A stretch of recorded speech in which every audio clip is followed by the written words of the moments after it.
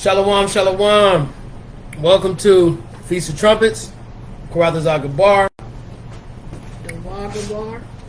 Gabar Israel. Last name we got Gabar Khan. So we about to get started with this Feast of Trumpets. Anybody want to join? Thank you for joining us. It's one of the first Feast of Trumpets we had in DC in a while. So nobody can say we ain't keeping these feast days, right? So we're going to get started with a quick lesson.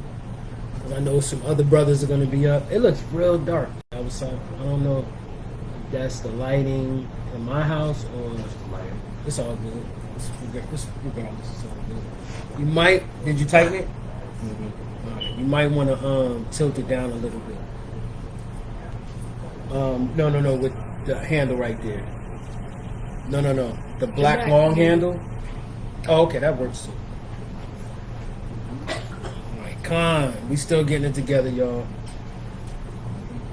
Go on that music real quick, sweetheart, while we get it together. That's the east right there.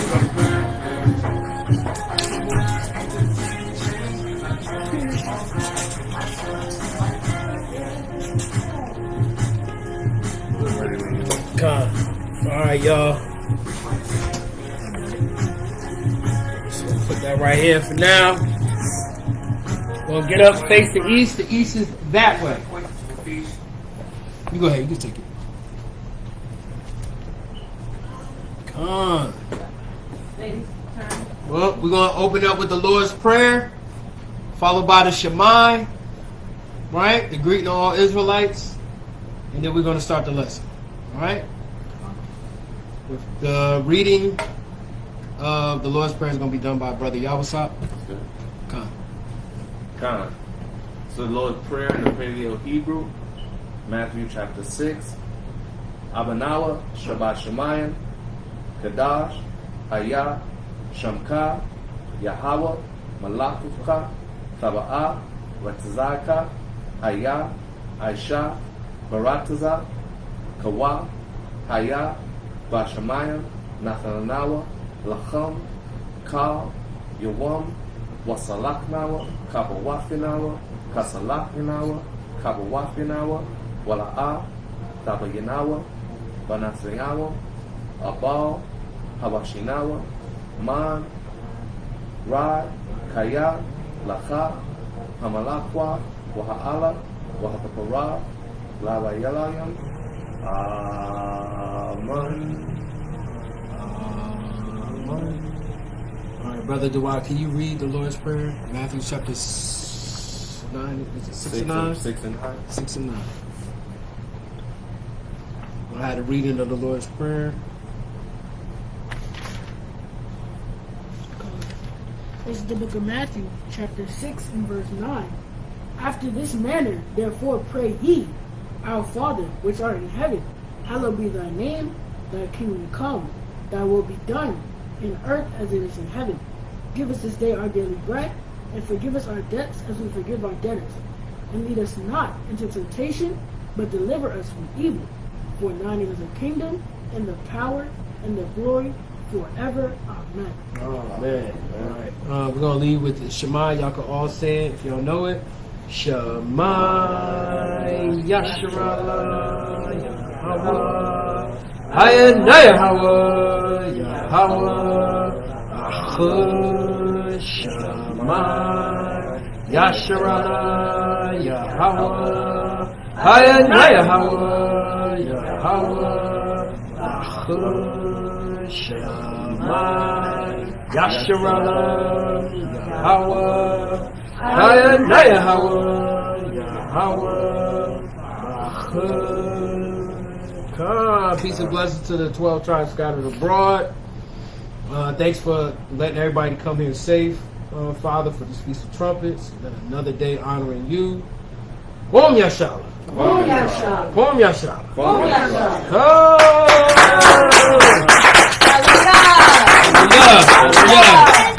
Yeah.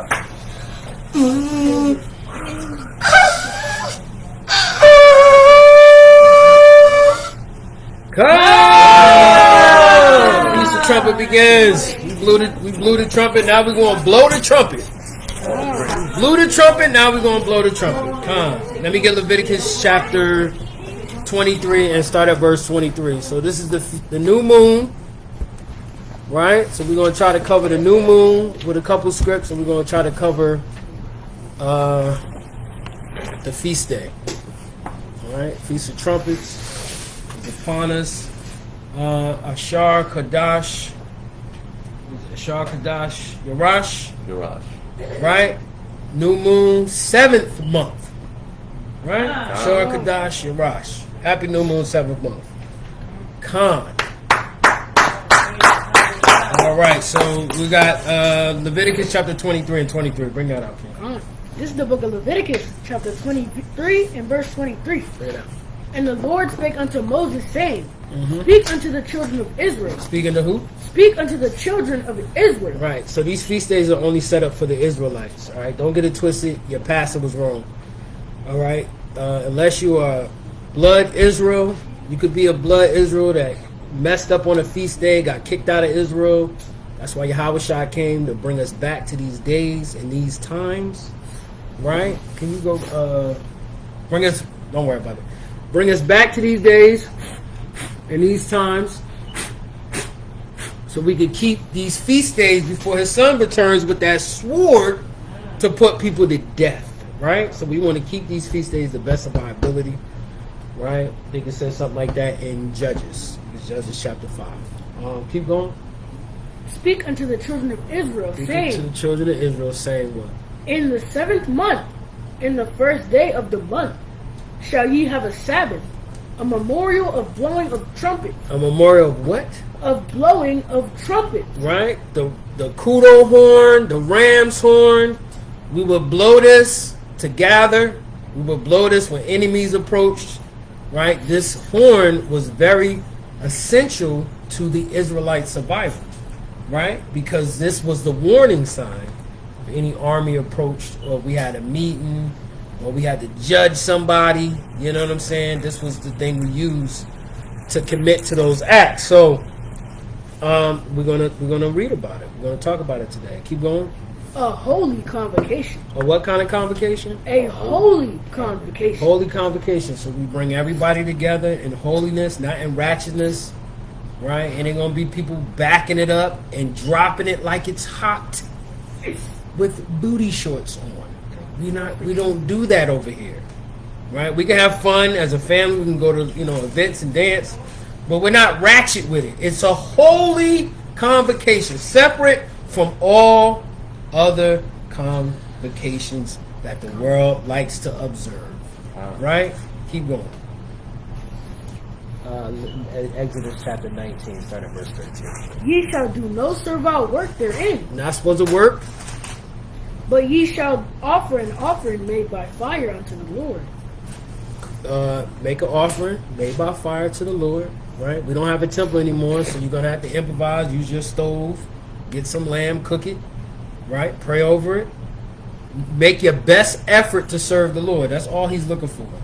Not the best house and the best lamb. And you brought all the goat and the sheep for everybody to eat. He doesn't care about none of that. He wants you to give your best effort. So if you don't have all that, you make it your best effort to observe that day. And that should be pleasing enough to the Lord. Keep going. All right, Khan. Bring that out. Exodus chapter 18 and 19. 13. Start at verse 13. The book of Exodus, chapter 19 and verse 13. There shall not an hand touch it, but he shall surely be stoned or shot through. Whether it be beast or man, it shall not live. When the trumpet soundeth long, they shall come up to the mount. When the trumpet soundeth long, that's when the people gathered. Jump to 16, King. The book of Exodus, chapter 19 and verse 16. And it came to pass on the 3rd day in the morning that there were thunders and lightnings and a thick cloud upon the mount. So this is when Yahweh was first talking to the children of Israel, right? It's likened unto a trumpet that was being blown, right? Yeah, hold it right there. Keep going. And the voice of the trumpet exceeding loud. The what? The voice of the trumpet exceeding loud. So we all know trumpets don't have voices. Right? At least this one doesn't. So we know that's the Most High. His voice is the trumpet. The word of God is the trumpet. Right? And we're supposed to speak it boldly and loudly, not whispering and run away when somebody tells us to shut up and get off the corner. You're supposed to be bold with it. Right? You don't have to be disrespectful or evil, but you got to be strong. Like a lion, when you hear a lion roar, that's like a trumpet. Right? People start shaking. If they're outside, they hear a lion roar. You know what I'm saying? Because they understand that's death around the corner. That's the sound of a very violent animal. Okay? Who has no problem with killing you. Right? Let me not go off on a tangent. Keep going. Verse 17. And Moses brought forth the people out of the camp to meet with Yahweh. And they stood at the nether part of the mount. Come. And Mount Sinai was altogether on a smoke, because the Lord descended upon it in fire, and the smoke thereof ascended as the smoke of a furnace, and the whole mount quaked greatly. And when the voice of the trumpet sounded long and waxed louder and louder. And when God's voice sounded long and waxed louder and louder, right? They complain about me screaming and yelling. You don't want the Most High out there. All right? Prefer me. I'm not saying like me. You don't got to like the way I teach. Prefer the brothers out there screaming and yelling, professing the Lord's name. Because if he does it, there's going to be a lot of death. All right? He decides to speak, there's going to be a ton of death. Right? I can't put you to death with my voice. It might sound annoying, but it's better than dying. Right? Keep going. The voice of the trumpet sounded long and waxed louder and louder. Moses spake, and God answered him by a voice. And God answered by a voice. Read verse 20. And the Lord came down upon Mount Sinai on the top of the mount. And the Lord called Moses up to the top of the mount, and Moses went up. And the Lord said unto Moses, Go down, charge the people lest they break through unto the Lord to gaze, and many of them perish. Right. So go down to the people, tell them to chill out, because I don't want them pushing past you, and then I got to put the people to death. Right? Because they can't withhold what you're seeing. They can't hear what you're experiencing right now, Moses. Right? And they liken his voice, we read in 2 scriptures, to a trumpet. Numbers 10 and verse 1. He got that. This is the book of Numbers, chapter 10 and verse 1. And the Lord spake unto Moses, saying, Make thee 2 trumpets of silver, of a whole piece thou shalt make them, that thou mayest use them for the calling of the assembly. That they may what? That thou mayest use them for the calling of the assembly. So like we just read in Exodus 19. It's to assemble the people. Right? It's to bring us in order, in obedience, assemble us together so we can do the Lord's will. Right? Simple as that. Whether it be a feast day, we had to put somebody to death, we had to go up against an approaching army. It's assembling tool. Right? Gather yourselves together, gather together, O nation I desire. This was the tool we used to do that. Alright? Keep going. That thou mayest use them for the calling of the assembly, and for the journeying of the camps. And for the journeying of the camps. Keep going. And when they shall blow with them, all the assembly shall assemble themselves to thee at the door of the tabernacle of the congregation. So we had a meeting spot. It's a lot of order in the Old Testament. A friend of mine said there's no dates. I said it's better than a date, because they give you the name of the king, the year that it happened when he was in rulership. It gives you the month and the day, and the time of day in most cases. So that's better than a clock. So there's dates in the Bible. It doesn't say 2015 at even. No, it doesn't say that. But it gives you the time of that king, that event, right? That governor that was ruling at the time, what year it was in when he was ruling. It's very specific, more than a clock, right? So there's order in the Bible. That's my point. There's a lot of order, right? The people that don't want to read this book, they're out of order. I don't give if they're a doctor, a lawyer, a judge. They don't read this book. They are out of order. They don't understand order. I don't care if you went to the military, the Marines, the Army, the Navy. You might have a glimpse of order, but you don't know what true order and obedience is. Right? It's not submitting yourself to a wicked individual or a wicked country or a wicked nation. Right? It's submitting yourself to the Lord and doing thus saith the Lord and what he says to do. Keep going. And if they blow but with one trumpet, then the princes, which are the heads of the thousands of Israel, shall gather themselves unto thee. So if they blow with the one trumpet, just the princes come, not the princesses, not the elders, the princes, right? The heads, the head princes, right? We had camps, we had order. You had some men over 10, some men over 50, some men over 100, some men over 1,000, right? Those are the heads that would come and assemble themselves at the tabernacle door. Go ahead. When ye blow an alarm, then the camps that lie on the east parts shall go forward. When you blow an alarm the second time, then the camps that lie on the south side shall take their journey.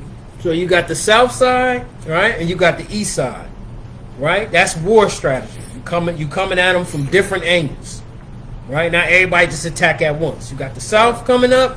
When the east can't prevail, the south comes up, right? Most High is a genius. He's a war genius. He's a warlord, right? Go ahead. They shall blow an alarm for their journeys. But when the congregation is to be gathered together, you shall blow, but you shall not sound an alarm.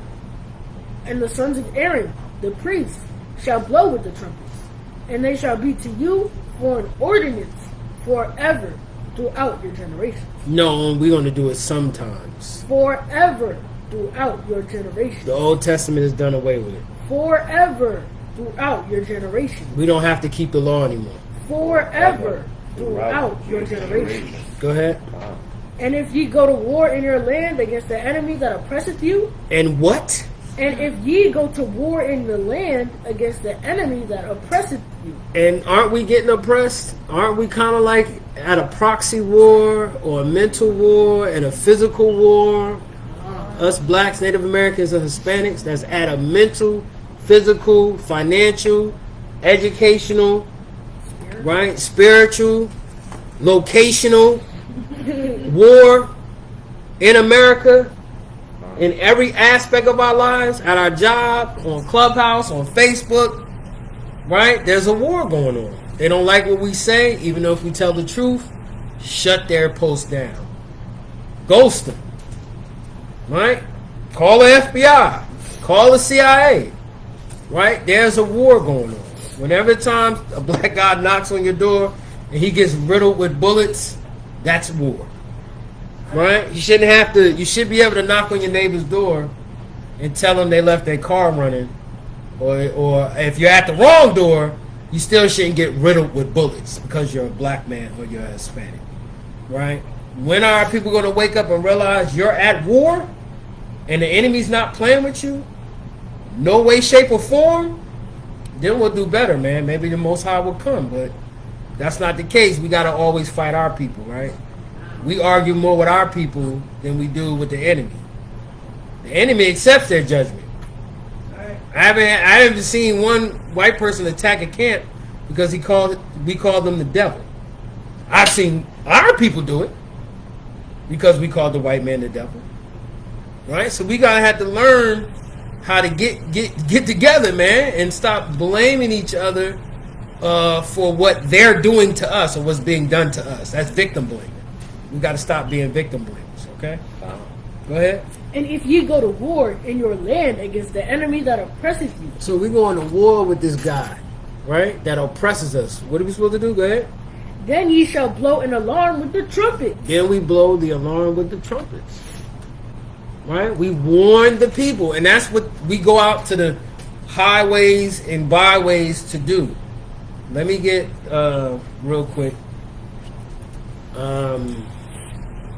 Let me get Ezekiel chapter 3.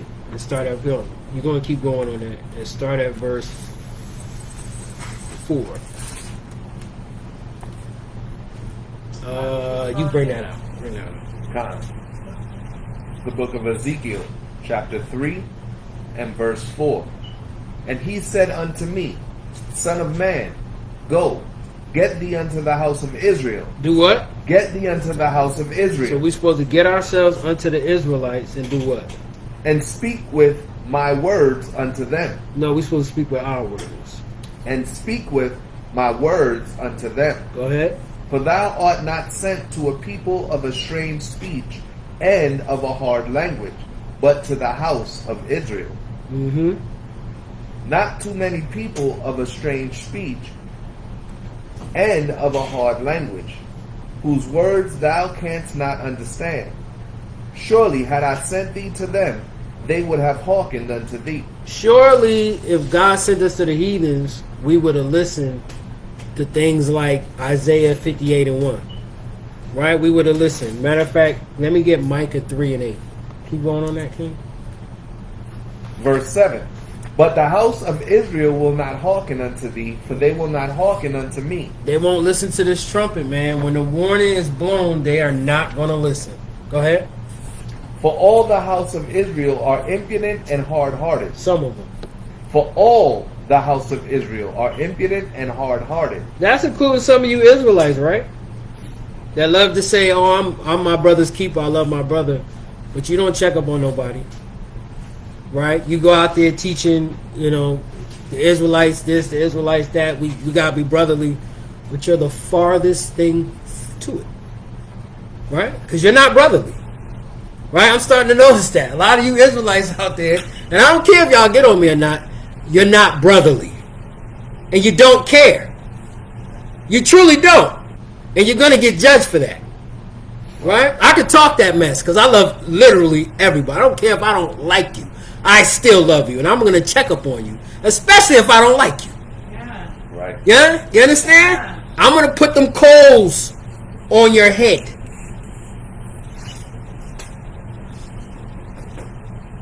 Right? I was just telling my son today, I got to leave him a good name. That's why you don't hear me, Charataza Gabar was all up in her DM.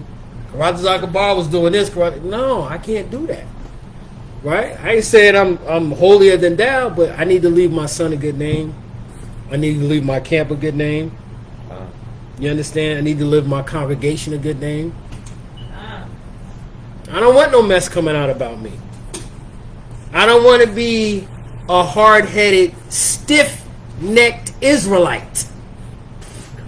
I ain't saying I don't have those feelings, but it's order first, then your damn feelings. Your feelings don't count.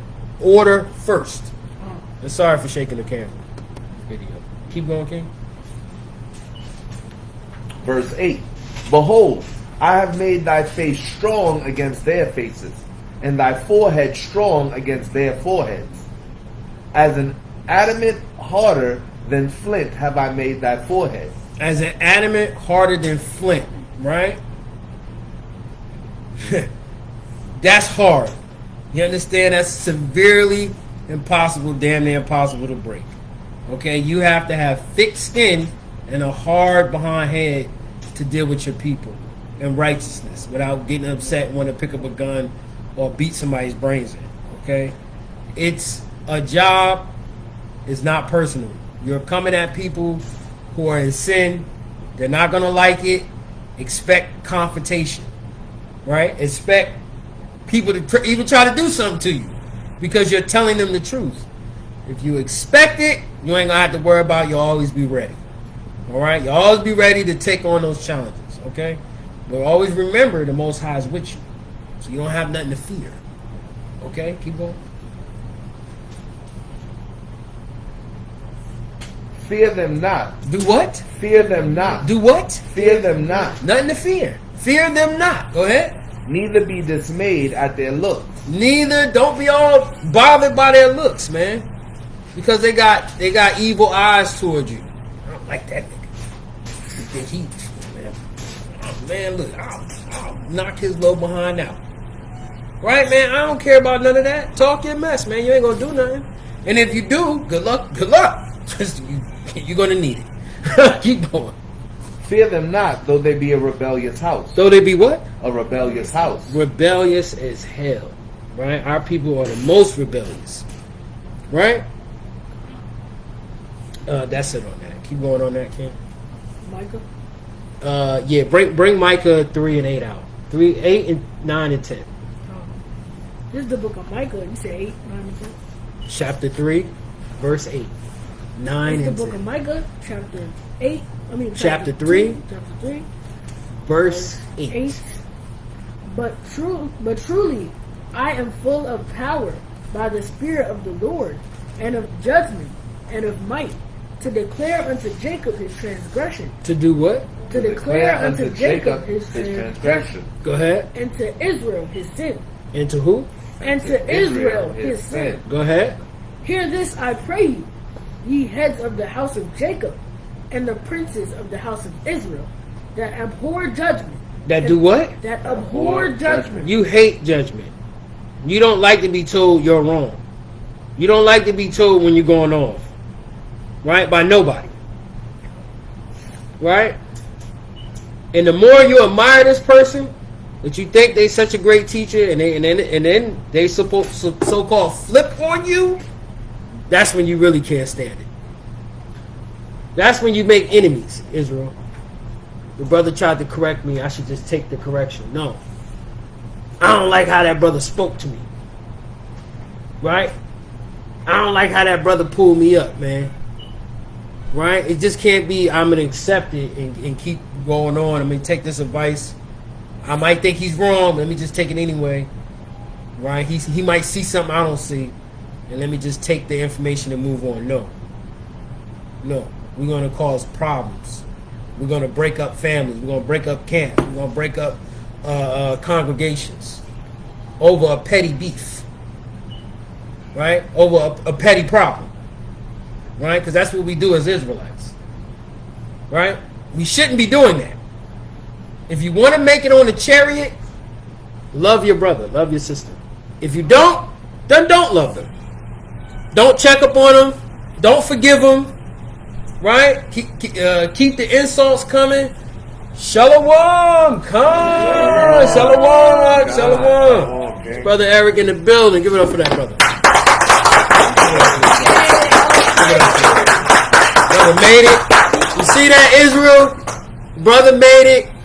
You know he's new to this truth. Well, he's not technically in the truth, but he's trying to learn, man. He's here at the feast day, man. That's a huge thing, man. My son and his friend unfortunately got into a very serious matter, but they survived it. They're alive to tell their story, and they trying to get with their God, man. And that's what it's all about. They're trying to get with their God to learn him so he can continually look over them and bless them. All right? And they'll know when they're going off because they're going to have men around them to tell them. All right? Oh, praise. Let's get back to that. Go ahead, read that. This is the book of Micah, chapter 3, and verse 9. Right. Hear this, I pray you, ye heads of the house of Jacob, and princes of the house of Israel, that abhor judgment, and pervert all equity. Verse 10, they build up Zion with blood. They do what? They build up Zion with blood. You know how y'all build up Zion with blood? From your backbiting and your talking. Right? And you're not loving your neighbor. Right? You hate your brother in your heart. You killed him. That's how you building up Zion with blood. I'm better than him. I'm better than her. We are better than them. You're building up Zion with blood. Go ahead. And Jerusalem with iniquity. Verse 11. That's it. And Jerusalem with iniquity. That's all I wanted to touch on. Go back to Numbers chapter 10. What verse was you in? You remember? I think you was in verse 5. I think you were in 5.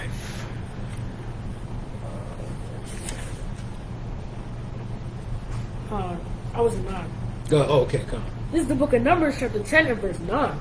And if ye go to war in your land against the enemy that oppresseth you, then ye shall blow an alarm with the trumpets, and ye shall be remembered before the Lord your God, and ye shall be saved from your enemies. No, we're gonna be struck down by our enemies. And ye shall be saved from your enemies. Come on, keep going.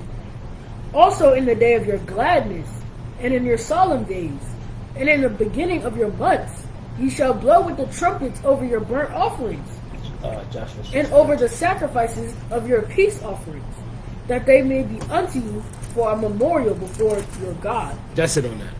That's it on that.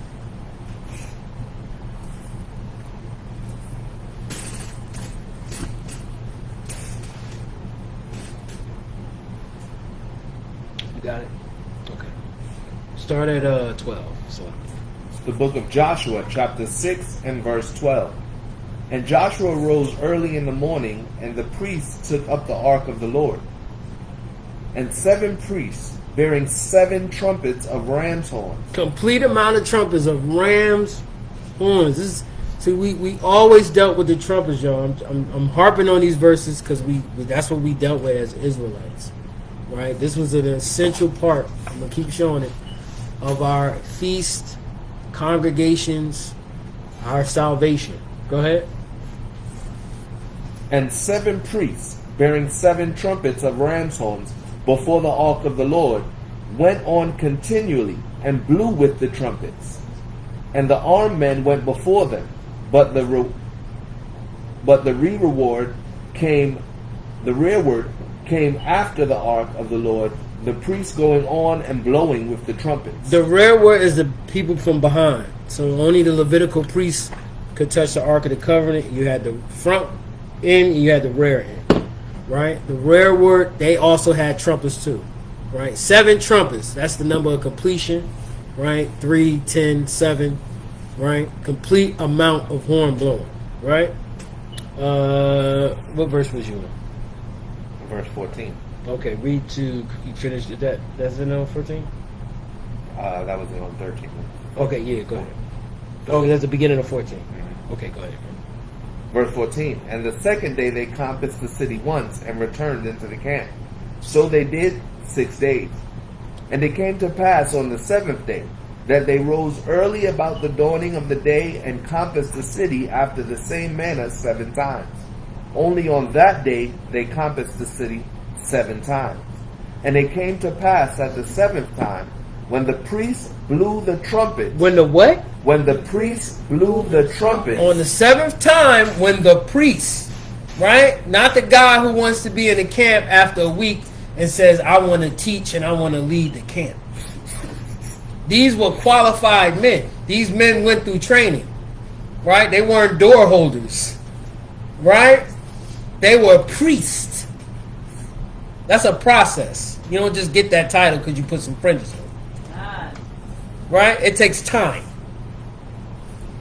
Right? Not a loud mouth. That don't make you a priest. Knowledge and understanding and wisdom. That's what makes you a priest. No. All right? Keep going. Go ahead. Oh, Salakia. Sorry. Can you call the verse you're at right now? Yawasap? Count. Verse 16. The book of Joshua, chapter 6 and verse 16. 2 Chronicles, chapter 7, verse 5. When everybody has it, please say Khan. And it came to pass at the 7th time, when the priests blew with the trumpets, Joshua said unto the people, Shout, for the Lord hath given you the city. And the city shall be accursed, even it and all that are therein, to the Lord. Only the harlot shall live. Only Rahab the harlot shall live, right? Because she gave up her people for the Israelites, right? Because everybody gets saved except for Rahab's people, right? Everybody can make it into the kingdom except for Rahab people, right? Wow. She sacrificed her whole nation so she can get in with God and the Israelites, right? That don't sound like salvation to me. That sounds like let's make a deal with the Most High God of heaven and earth. That's what that sounds like. Salvation for her, but not for her people. Right? Go ahead. She and all that are with her in the house, because she hid the messengers that we sent. And ye, in any wise, keep yourselves from the accursed thing. That's it on that. We'll drop that. I just want to get the point of the trumpets, us blowing the walls down. Bring that out, King, and let them get it. This is the book of 2 Chronicles, chapter 7 and verse 5. When y'all have it, say con. Read that again. Read the call the verse again. This is the book of 2 Chronicles, chapter 7 and verse 5. Don't do that.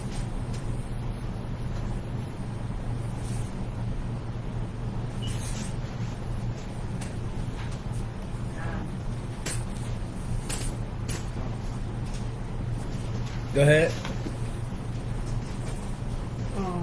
And King Solomon offered a sacrifice of 22,000 oxen. See, look at that. He's balling. Right? He was balling. But read that number again. And King Solomon offered a sacrifice of 22,000 oxen. He was doing it like Jay-Z and Beyonce. Right? Like Warren Buffett or Jeff Bezos. Right? Or Elon Musk money.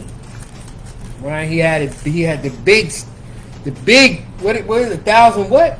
22,000 oxen. 22,000 ox. You know how big an ox is? Ox. You know how big an ox is? Keep going. And 120,000 sheep. And 120,000 sheep. That's doing it big, man. Right? I pray that HOI we can do it big like that one day. We will do it big like that in the kingdom. God. Right?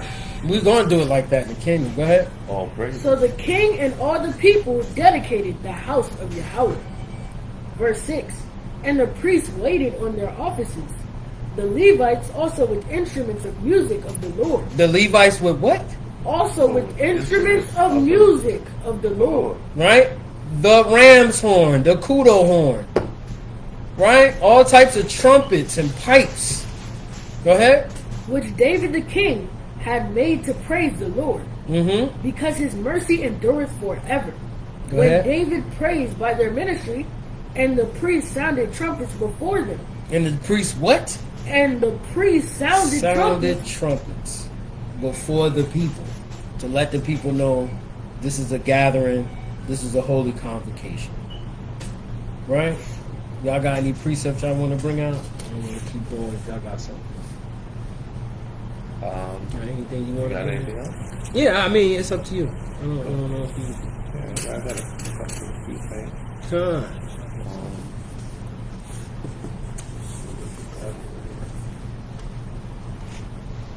Where you going next? I'm just looking for some stuff here. So the Feast of Trumpets, Rosh Hashanah, is a 10-day feast day celebration. Right? So we should be feasting over the next 10 days until we get to the Day of Atonement.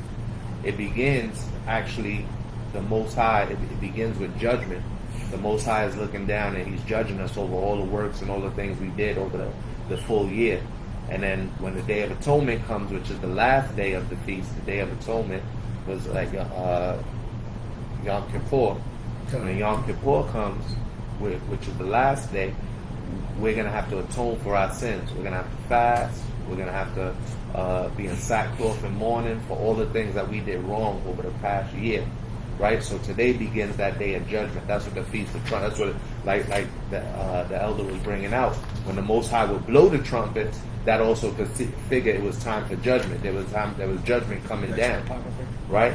And so we have to pray and ask the Most High that He allows our names to remain in the book of life, that He doesn't blot out our names, because there's times where if you're doing things wrong throughout the year, your name can get blotted out the book of life, right? And you don't want to go about doing things. The Most High can take you out, right? He can judge you, and if He looks on the things that you've been doing over the course of the year, the things you've been thinking, right? The Most High knows your thoughts. He's going to be judging your thoughts. He's going to be judging the things that go on, the matters of the heart. He's also going to judge the things you do with your hands, right? How did you go about treating people? How did you go about dealing with people throughout the year? So He's going to judge you for those things, right? So we have to start praying, and all throughout the year, following into next year, because this is the beginning of a new year, right?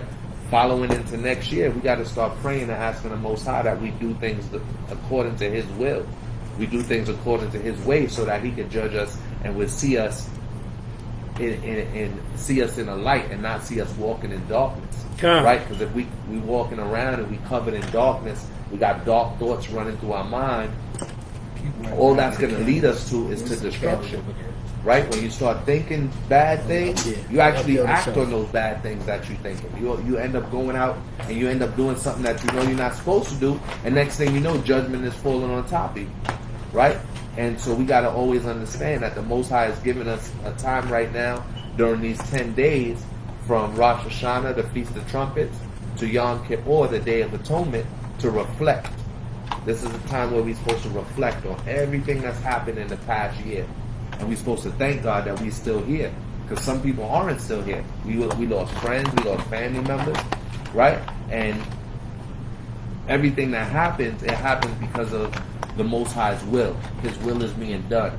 So sometimes we don't understand what's going on because we don't have the same thoughts as the Most High. The Most High's thoughts are higher than our thoughts. His ways are higher than our ways. Sometimes He could keep us out of a situation. Sometimes He'll put us right in the middle of a situation, and we don't understand why we got caught up. Why did I have to get caught up? Right? And that happens to all of us. That happens to the worst of us. It happens to the best of us. The scriptures say that the rain falls on the just and the unjust alike. So it's not that, oh, this person was so good, why did this happen to him? Or this person was so bad, it's good that happened to him. No, things is going to happen. And the way things happen is based on our thoughts and our decisions. Right? You start thinking about something, and then you make a choice and you make a decision. You think to yourself, all right, should I go left or should I go right? But all the while we thinking, the Most High is directing our steps. So we might think, let me go right, but then all of a sudden the Most High directs you left. You get into some sort of trouble. You get into something and you're like, dang, I knew I should have went right. Right? So that's what we got to understand, that this time, these 10 days, this feast time, this time of feasting that the Most High has given us, He's given us that time to reflect on the things, the bad choices that we made, reflect on the good choices that we made, and continue in the way that is good. Right? Look for the old path. Look for the way that's good. The Most High has shown us what's good, so we got to keep and continue in those ways that's good.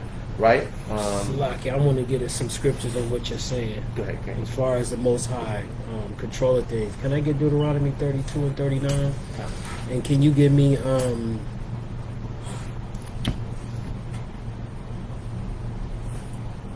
Hebrews 10 and 30? Because this got to come out. This got to come out.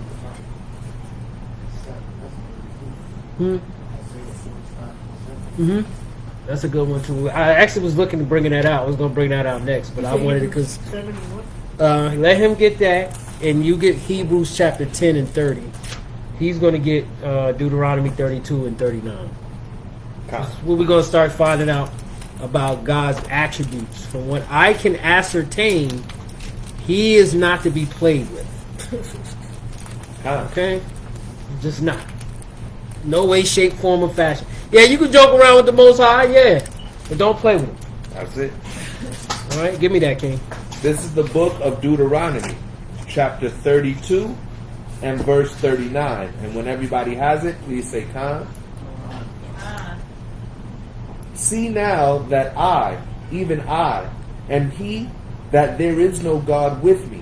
I kill. He does what? I kill. He does what? I kill. Go ahead. And I make alive. And He's the one who's responsible for you living. Period. Go ahead. I wound. He does what? I wound. Uh-huh. And I heal. And He does what? And I heal. And He's the one responsible for you getting healed. Not your doctor. Not your damn pediatrician.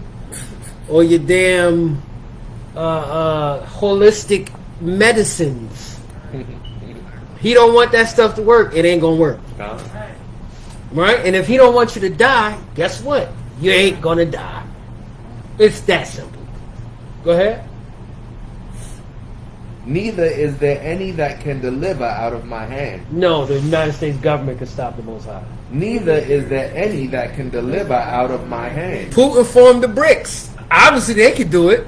Neither is there any that can deliver out of my hand. Nah, my mom and my dad, they pray and they're going to pray the Most High's wrath off of me. Neither is there any that can deliver out of my hand. That's why you have to know the Most High. Because ultimately it's his decision. And nobody can influence it. Nobody can change it. Nobody can box with him. Nobody can stand against him. It's just that simple. Give me that Hebrews chapter 10 and verse 30. When y'all have it, say Khan. Hebrews chapter 10 and 30. And then I'll get it up. Yeah, if you want to bring that out now because you're already there. He's got to find it. I don't think he The has it. book of Isaiah, Let him get it. chapter 45 and verse 7. And when everybody has it, please say "Come." We're gonna switch to Isaiah 45 and 7. We're gonna read Hebrews next. But we're gonna get I'm sorry. Isaiah chapter 45 and verse 7. Khan. Mighty precept from my brother Job. Yes, Brother Joe. And when everybody has it, please say "Come." I formed the light. Isaiah chapter 45 and verse 7. I form the light and create darkness. I make peace and create evil. I, the Lord, do all these things. No, Satan, does all these things. I, the Lord, do all these things. No, the devil, do all these things. I, the Lord, do all these things. So God creates the good and the bad and the ugly. He does all of it. There's no God with him. He has no rivals. He don't ask permission from nobody. You can't tell him what to do. You can't stop him. You can't make no deals with him. It's his program or it ain't no program. It's literally that simple. If he brings you to the spot in your life where you're hearing these words and somebody's ministering to you, God did that. More than likely, because he doesn't want to see you die. He's trying to get you off that track to put you on a good track. Right? Or he sent somebody to you to say, listen, you're going to die. And this is why you're going to die. Go ahead, brother. With that scripture where it says, man's going to the Lord, How could a man understand his own way? I got a better one for you, Job. Let me get that Job 33 real quick. Let me get that Job 33. Right, and then we're gonna get 33 and 15.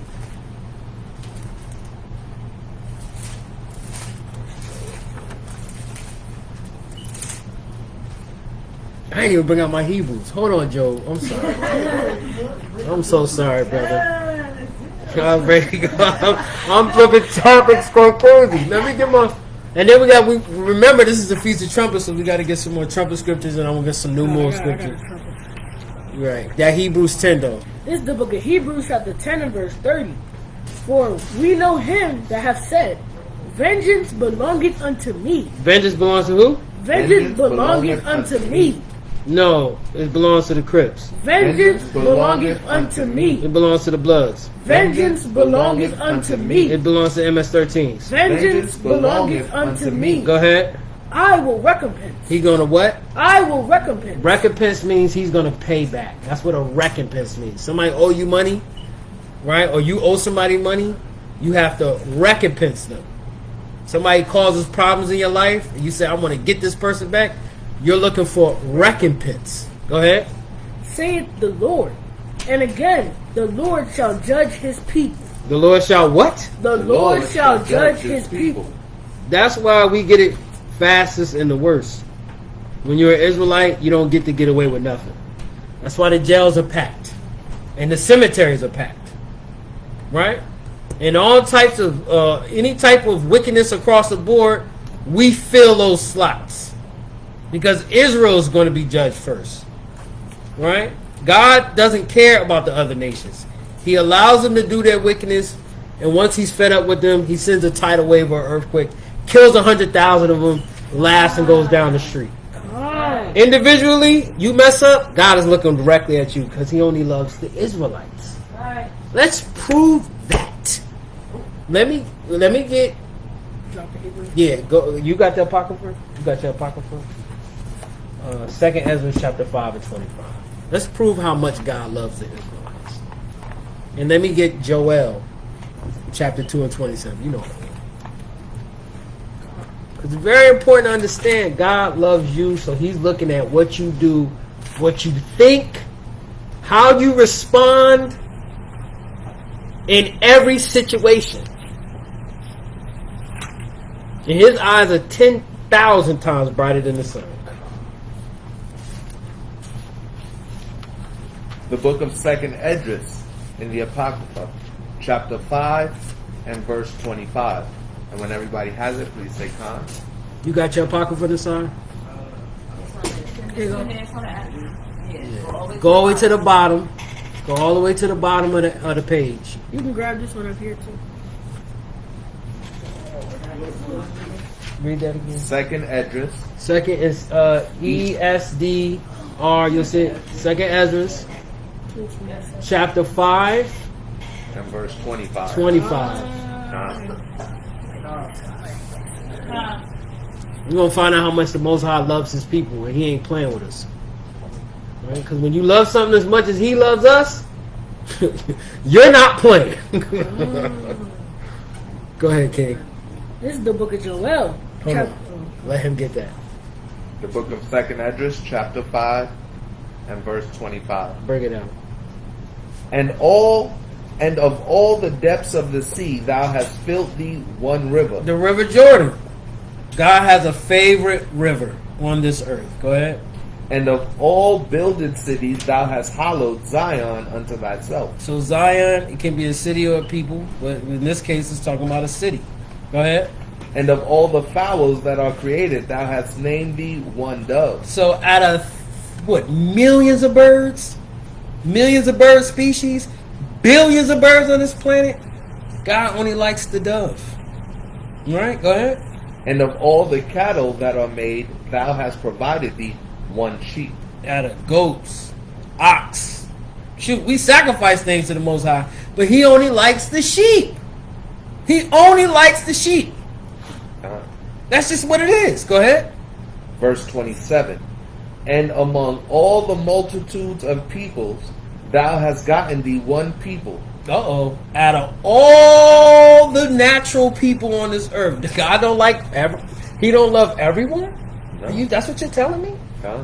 God has a favorite group of people? Go ahead. Out of all the multitudes of the people thou hast gotten thee one people, and unto this people whom thou lovest thou gavest a law. Whom he what? Whom thou lovest thou gavest a law. So God is in love with the people. And who he loved, he gave them a law. Right? Because he didn't want to see them broke, busted, and disgusted on the earth.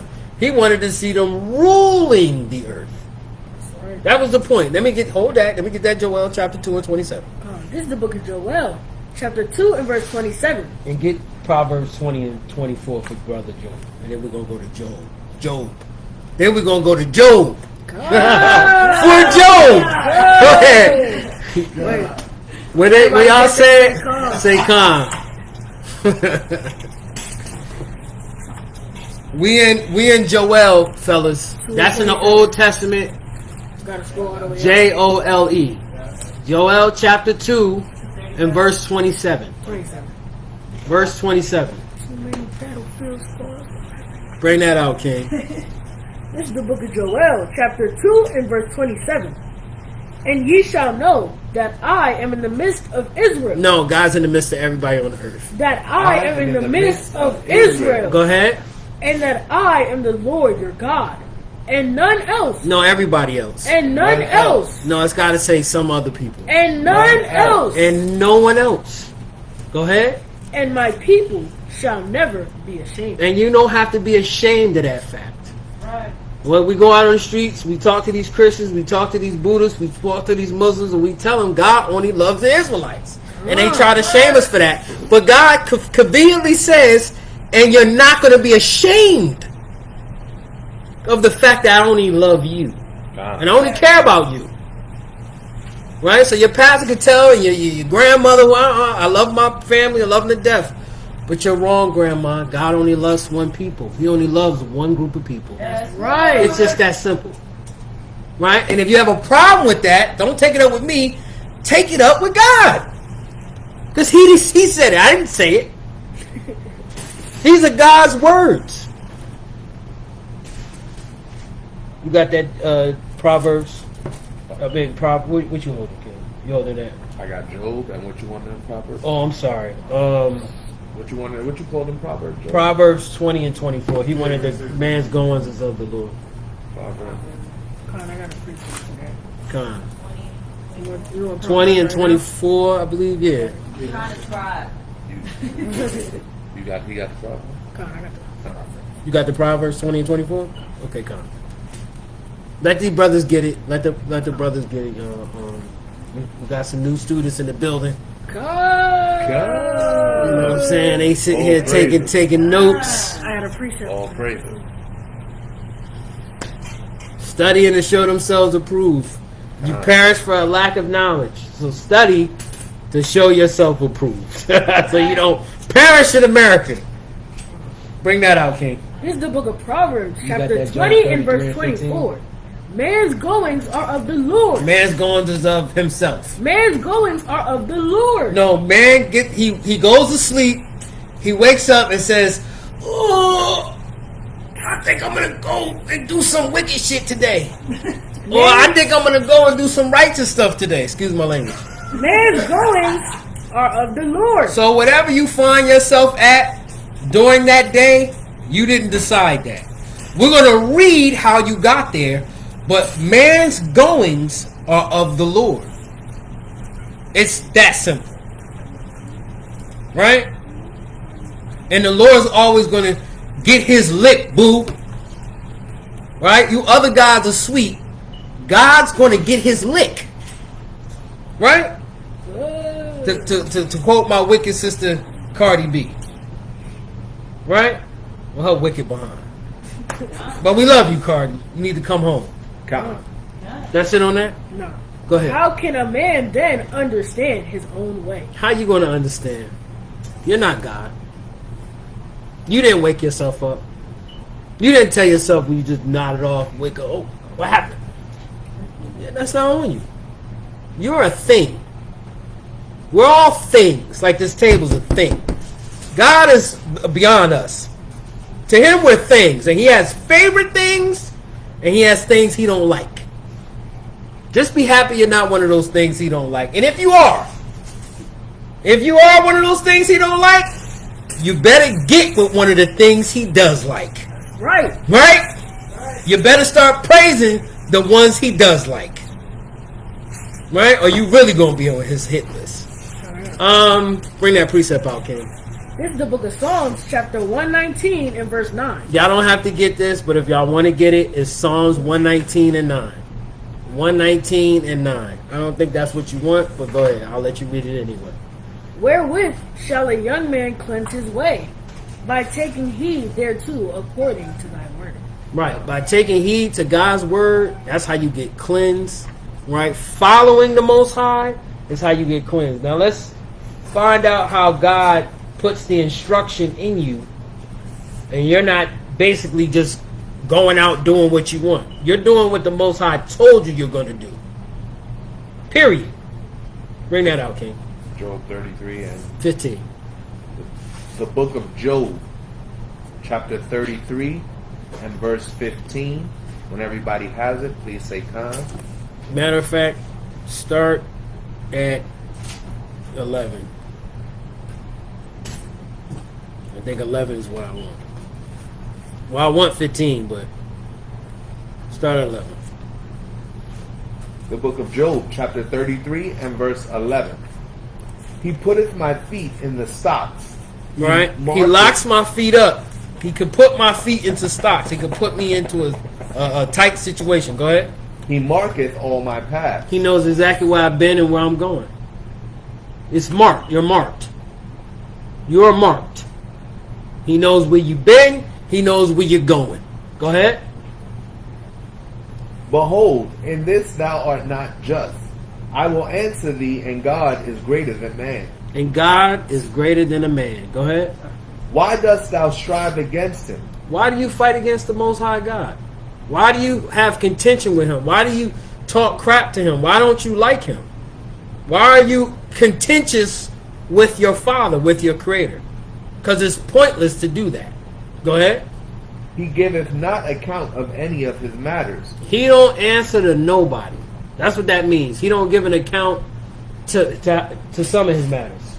He giveth not account of any of his matters. This got to say some. He giveth not account of any of his matters. So he don't answer to nobody. It's just that simple. He don't care about your opinion, how you feel about what he did. He don't have to answer to anyone. He asks the questions. He don't answer them. Go ahead.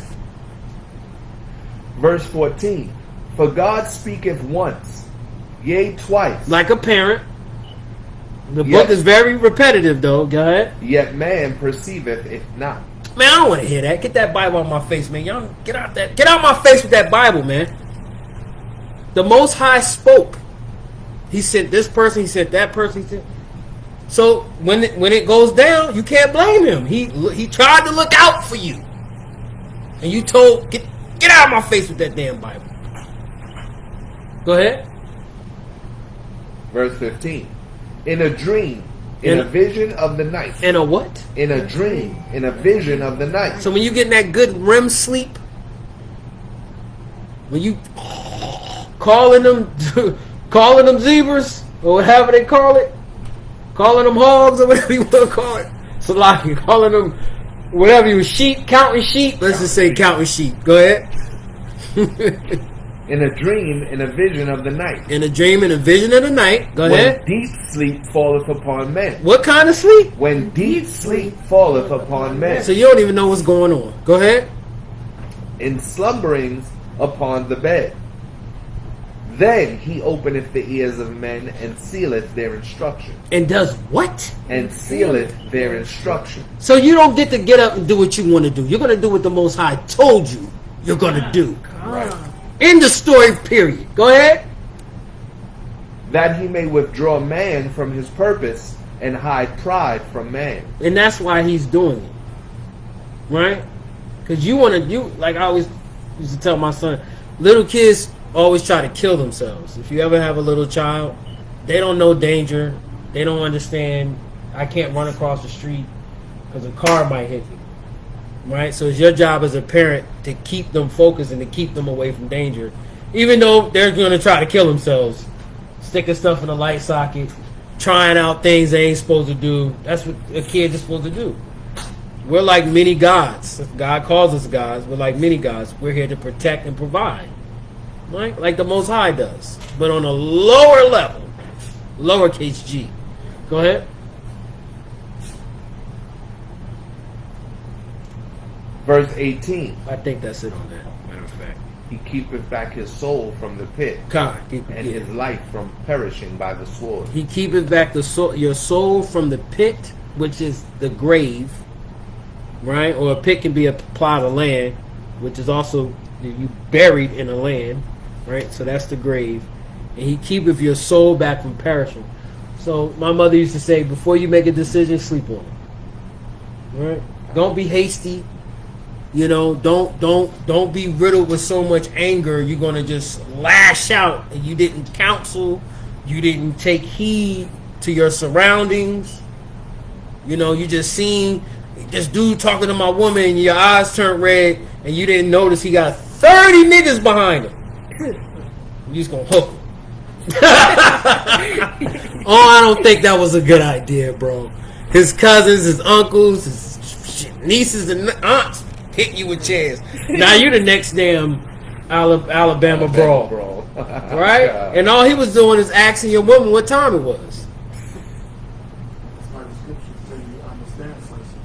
Then rebuke.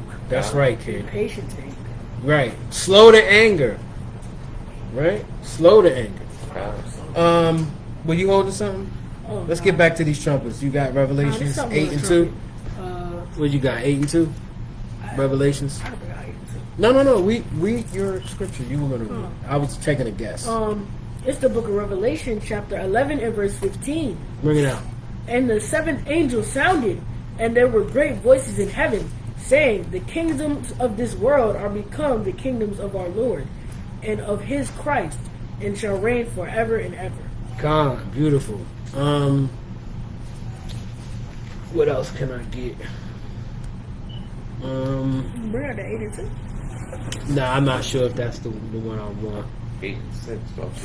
Trumpets. Yeah, I think Oh, it's yeah, 8 and that's 8 and 6. 6. Con. 8 and 6. That's the 7th seal. Got 2 precepts, quick. Bring it out, King. So being that the Feast of Trumpets is a holiday dealing with the judgment, get Psalms 32 and verse 5. Psalms Right. 32 and 5. Psalms 32 and 5. This is going to lead us into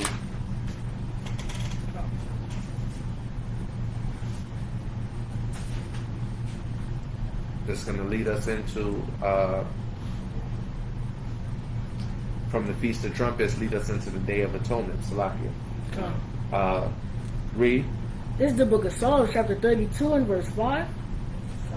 I acknowledge my sin unto thee, and mine iniquity I have not hid. Right, so we gotta, during this Feast of Trumpets time, we gotta reflect on the past things that we did, and we gotta acknowledge the things we did wrong to the Most High, the ways that we didn't keep the law, and then we gotta let the Most High know that we ask Him for forgiveness for the things that we did, and we thanking Him that He gave us the chance to be able to get to this point, so that we can thank Him for and give Him praise that He allowed us to get to this point and didn't just take us out, because we just read a man's goings is of the Lord. We just read that the Most High has life and death. He's the one who controls life. He's the one who controls death, and He's the one who set you out on the path that you set upon. Right? So read on. And my iniquity I have not hid. I said, I will confess my transgression unto the Lord. Right. Don't hide in your sin. Don't try and hide it. The Most High knows what's going on. His eyes are 1,000 times brighter than the sun. He's looking down. He's seeing everything. He knows everything that's going on. Right? So it's no reason to hide it from Him. Have that open conversation in your mind. Have that open conversation when you're saying your prayers. And ask the Most High to forgive you for the things that you did wrong. Forgive you for the wrong thoughts that you have going through your mind. Right? And so that when you get to the Day of Atonement, you'll be prepared at the end of these 10 days. You'll be prepared by acknowledging your sin unto the Lord, by confessing your iniquities and not hiding them from the Lord. Right? Confessing your transgressions before the Lord. That's right. Read on. And what's going to happen when we acknowledge our sin and we acknowledge our iniquity and confess our transgressions to the Lord? What happens then? And thou forgavest the iniquity of my sin. What does the Most High do? And thou forgavest the iniquity of my sin. The Most High is going to forgive you, right? He's going to forgive you, but you have to acknowledge those things. You can't sit on it. You can't, like the brother and the elder was saying, you can't get angry about it, right? You can't let that anger fester inside of you. You got to acknowledge it. You got to let the Most High know, yo, I messed up. Yo, just like you do with your parents. My bad. I know I messed up. You know what I'm saying? I know I shouldn't have did that. You told me to come home at 10 o'clock, and I came home at 12 o'clock. I'm sorry. I shouldn't have did that. I shouldn't have came home at midnight. Right? And you acknowledge it. So the same way you acknowledge those things to your parents, that's what the Most High is saying do. He's saying when you're in prayer, when you're sitting and you're reflecting over these days of the Feast of Trumpets, going into the Day of Atonement, reflect on what you did wrong and confess it to Him. Right? You got to confess it to the Most High, the same way you confess it to your parents. And most of all, you're telling the Most High that I acknowledge what I'm doing wrong. I acknowledge these wrong thoughts in my brain. I'm thinking, all I do is think about women all day long. I'm lusting after big butts. I cannot lie. You understand what I'm saying? Like that's what you gotta say to the Most High. You gotta say it, because then He said, and He's gonna forgive your iniquity. He's gonna forgive you for doing that, and He's gonna help you change your thoughts. Right? And whatever the thoughts might be that is keeping you down, keeping you trapped, keeping you depressed. Right? Because those thoughts of depression will come in your brain, and you'll end up feeling depressed about certain things. Right? And you got to understand, those are the things that you got to acknowledge to the Most High. Precept. Ephesians 4:26. Be ye angry and sin not. Let not the sun go down on your wrath. Neither, verse 27, neither give place to the devil. So you can get upset. It's okay to get mad, but don't sin. Right? I just want to add that. And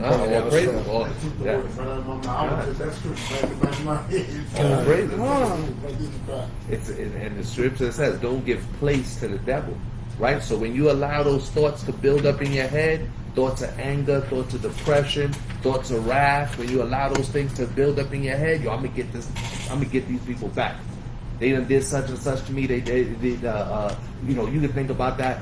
My wife did something to me. I'm gonna get her back. My kids is getting on my nerves. I'm gonna get them back. Right. These brothers out here, they looked at me wrong. I'm gonna get them back.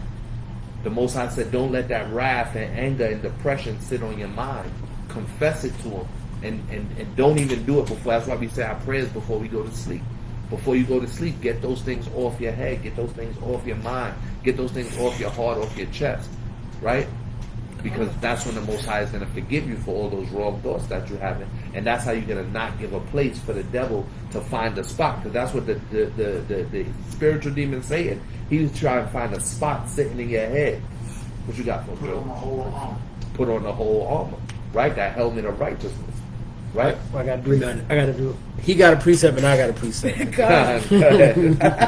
This is the book of 2 Corinthians, chapter 2 and verse 11. Bring it out. Lest Satan should get an advantage of us, for we are not ignorant of his devices. We can't be ignorant of his devices. And the spiritual demon Satan, his devices are anger, his devices are wrath, his devices are lies.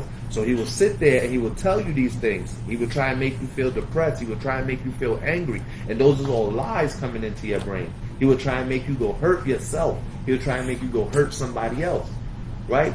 He'll come to a husband and try and make a husband say something wrong to his wife, treat his wife wrong. He'll come to a wife and try and make the wife get all loud and obnoxious and snotty and clamorous, right?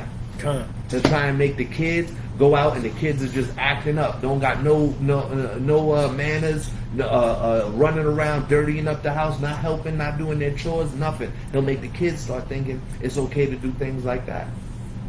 Right? So you got to make sure that you get these thoughts and get these ways out of your mind. And we're not ignorant of how the spiritual demon Satan is trying to come at us. Why? Because we stay in the scriptures. Reading the scriptures is going to help you to have that full armor. Right? So you have the shield of faith, the sword of the spirit. Right? What's the breastplate? I think it's the righteousness. Breastplate of righteousness. Breastplate of righteousness. We can get it. Right. We can get it. And gird up your loins, right? And be prepared and ready for this thing. I got one more precept, Yawasap, because you was touching on the fact that God is looking for a sorrowful heart. Mm-hmm. Don't be prideful when it comes to the Most High. You still holding that Job 33? You dropped that. I dropped that. I'll read it. Okay, it's cool. Where you at? I got it. Job 33, back in 33:27. It's the book of Job, chapter 33 and verse 27. Bring it out. He looketh upon men, and if any say, I have sinned and perverted that which was right. Hold on. Can y'all grab that, fellas? Yeah, I got it. You got it? 33. You got it? You got it too? Job 33. Job 33 and verse 27. I need y'all to remember this because this has to deal with repentance. And I don't want you to think y'all this is some cruel monster in the sky. The Israelites can go really hard when it comes to God's wrath, but his wrath is as equal as his mercy and his forgiveness. He's not this cruel, wait till I get my hands on. That's not the situation. We're about to read about the situation. How does the Most High move? Let's find out. The book of Job, chapter 33 and verse 27. He looketh upon men, and if any say, I have sinned and perverted that which was right, and it profited me not. So you have to say, I sinned, right? I perverted which wasn't right, and it profited me not. You can't be in a mansion going, oh, I sinned, but I'm going to keep this Ferrari and these drugs. I'm going to keep pushing these packs, but Right. You're not sorry. Didn't bring no profit. You didn't bring no profit. You have to take low, be sorry, recognize your fault. Then he's going to do what? Go ahead. He will deliver his soul from going into the pit. That's the grave. That's hell. There is no hell with a guy and a pitchfork with some horns, and he's sitting there waiting for the Most High to drop more souls. That doesn't exist.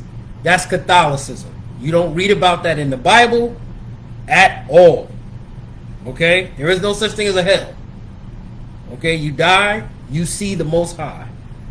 Right? And that's probably, if you're wicked, that's probably way worse than a guy with red horns and a pitchfork waiting to burn you to death. Okay? God's throne room. God's throne room is nothing to be played with. Okay? Go ahead.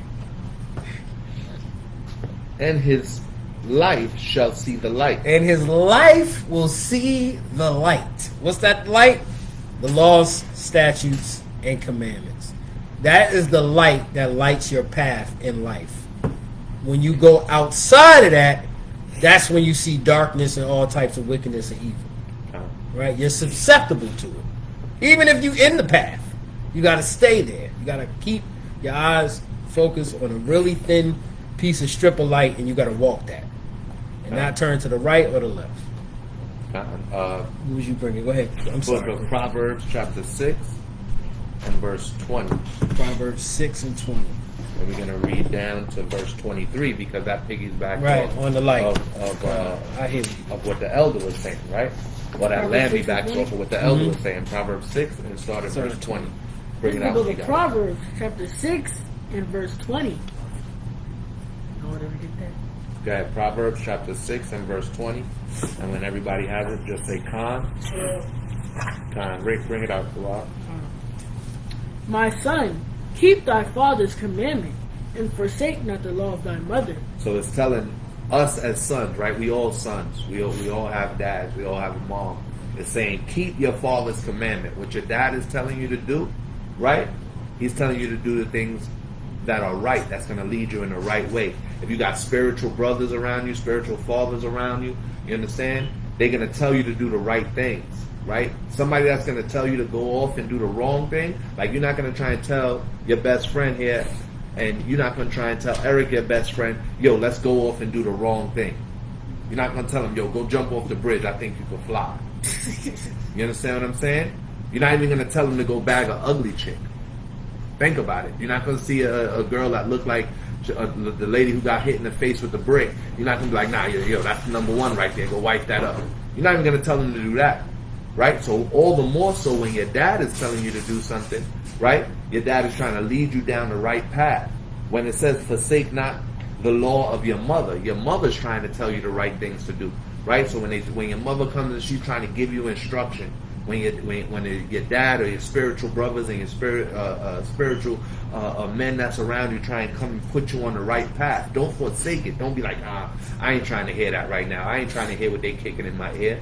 That's whack, man. I ain't got no time for that, man. I'm trying to go, and then all of a sudden you lead yourself down the wrong path. Something crazy happened, and now you're looking back to those same people who basically could come at you and say, I told you so. But you never really hear that from your mother or your father. They're not there, or when they say it, they're not saying it in a way that's trying to bring you down. They might say, yo, didn't I tell you? You know what I'm saying? You was going to bump your foot off the stone if you try to run around with no shoes on and you running around in the rocks. I told you was going to cut your foot. Didn't I tell you if you touch the stove, you're going to burn your hand? Right? But they're not sitting there saying, I told you so. Right? That's somebody who really don't love you. That's just going to look at you and be like, I told you so. And they're not even going to give you a reason as to why they told you what they told you. So that's why it's saying, keep the commandment of your father and forsake not the law of your mother. Read on. And real, let me back on what he's saying too. And the deeper understanding, that's talking about wisdom and instruction. That's your mother and your father. Right? It's talking about these laws, statutes, and commandments. Go ahead. Bind them, verse 21. Bind them continually upon thine heart, and tie them about thy neck. So what they say when it's saying keep them on your mind and bind them around your neck, right? Make sure that, like, if you're wearing a chain, right, your chain might represent, and you got a piece on your chain, and that might represent how, you know, some people wear their name, some people got a so-called Jesus piece, some people got a cross, whatever it is, but usually your piece represents who you are, right? Some of the rappers, they got a fist, they got their hometown, whatever it is, right? So when it's saying bind that thing around your neck, right, it's saying bind these laws on your mind and bind it around your neck. So it shows who you are, right? When you keep in the law, it's going to show who you are and how you represent yourself. And what that goes back to, again, is the laws of your father and the laws of your mother. The commandments and the laws, that should be your mother, what your mother and your father is teaching you. That's how you know you got righteous parents, when they leading you into the Lord's statutes and commandments. Right? When they telling you wear your fringes, when they telling you don't eat pork, when they telling you eventually y'all brothers will grow beards, grow your beard and keep your beard. Right? So your parents is going to lead you on a righteous path. And in order for you to stay on that righteous path, you got to remember. That's why it says in the scriptures, train up a child in the way that they should go, and they won't depart from it. Right. Right? So that's what the training is. The training is the Lord's statutes and commandments. How you're supposed to eat, how you're supposed to dress, how you're supposed to walk, how you're supposed to talk. Those things is not, you're not going to stray away far from that. You might go off. Everybody, all of us done got into trouble. All of us got battle scars. All of us done been through some things, mother and father, right? Sister and brother. But it's through those things that we go through that we could teach somebody else the right way and the right path to do it, right? Read on. When thou goest, it shall lead thee. When thou sleepest, it shall keep thee. And when thou awakest, it shall talk with thee. Right? So that means they constantly on your mind. Just like we read, the Most High is going to come to you in a dream, in a vision of a night. And then he's going to set you on your way. And now when you're in your deep sleep, he's going to set you on your way and apply to you what's going to happen in your life. Right? Sometimes we get those dreams in the deep sleep. We wake up, and years later, we like, Dad, I remember I had a dream about this day. Could be months later. Could be the same day. Right? I remember, and this is a funny story, right? I have a car outside. I was trying to fix my car. It's not funny for me, but I was trying to fix my car about 2 or 3 years ago, right? And I didn't realize that the engine on my car had blown. So I thought it was the starter. So I got up underneath the car, and I tapped on the starter, no harder than this. Right? Usually they say if you tap your starter on your car, it'll get it started. I tapped the starter on the car, no harder than that. The whole car fell on my face. Literally. Broke my whole grill piece out. When I was little, like when I was the wise age, I used to always have this dream that my teeth shattered inside my mouth. And I never knew why. And it used to bug me out. And it was a recurring dream. I haven't had the dream since. It was a recurring dream that all my teeth was just broken in my mouth, and my whole mouth was bleeding, and I was screaming, and my teeth was like rocks, like little grains of rocks inside my mouth. That's crazy. And next thing you know, I'm out there, I'm trying to figure, and this is when not necessarily when I first came into the truth, but when I first started introducing the truth to my family. Like the Most High had built me up to be able to go to my family and be able to start teaching my family, and we were butt heads. Right? Some people, they want to still eat pork. Some people, they want to still go to church on Sundays. No, nobody wanted to listen. Right? So the Most High basically, at that point, he had my car fall on my face. I almost died.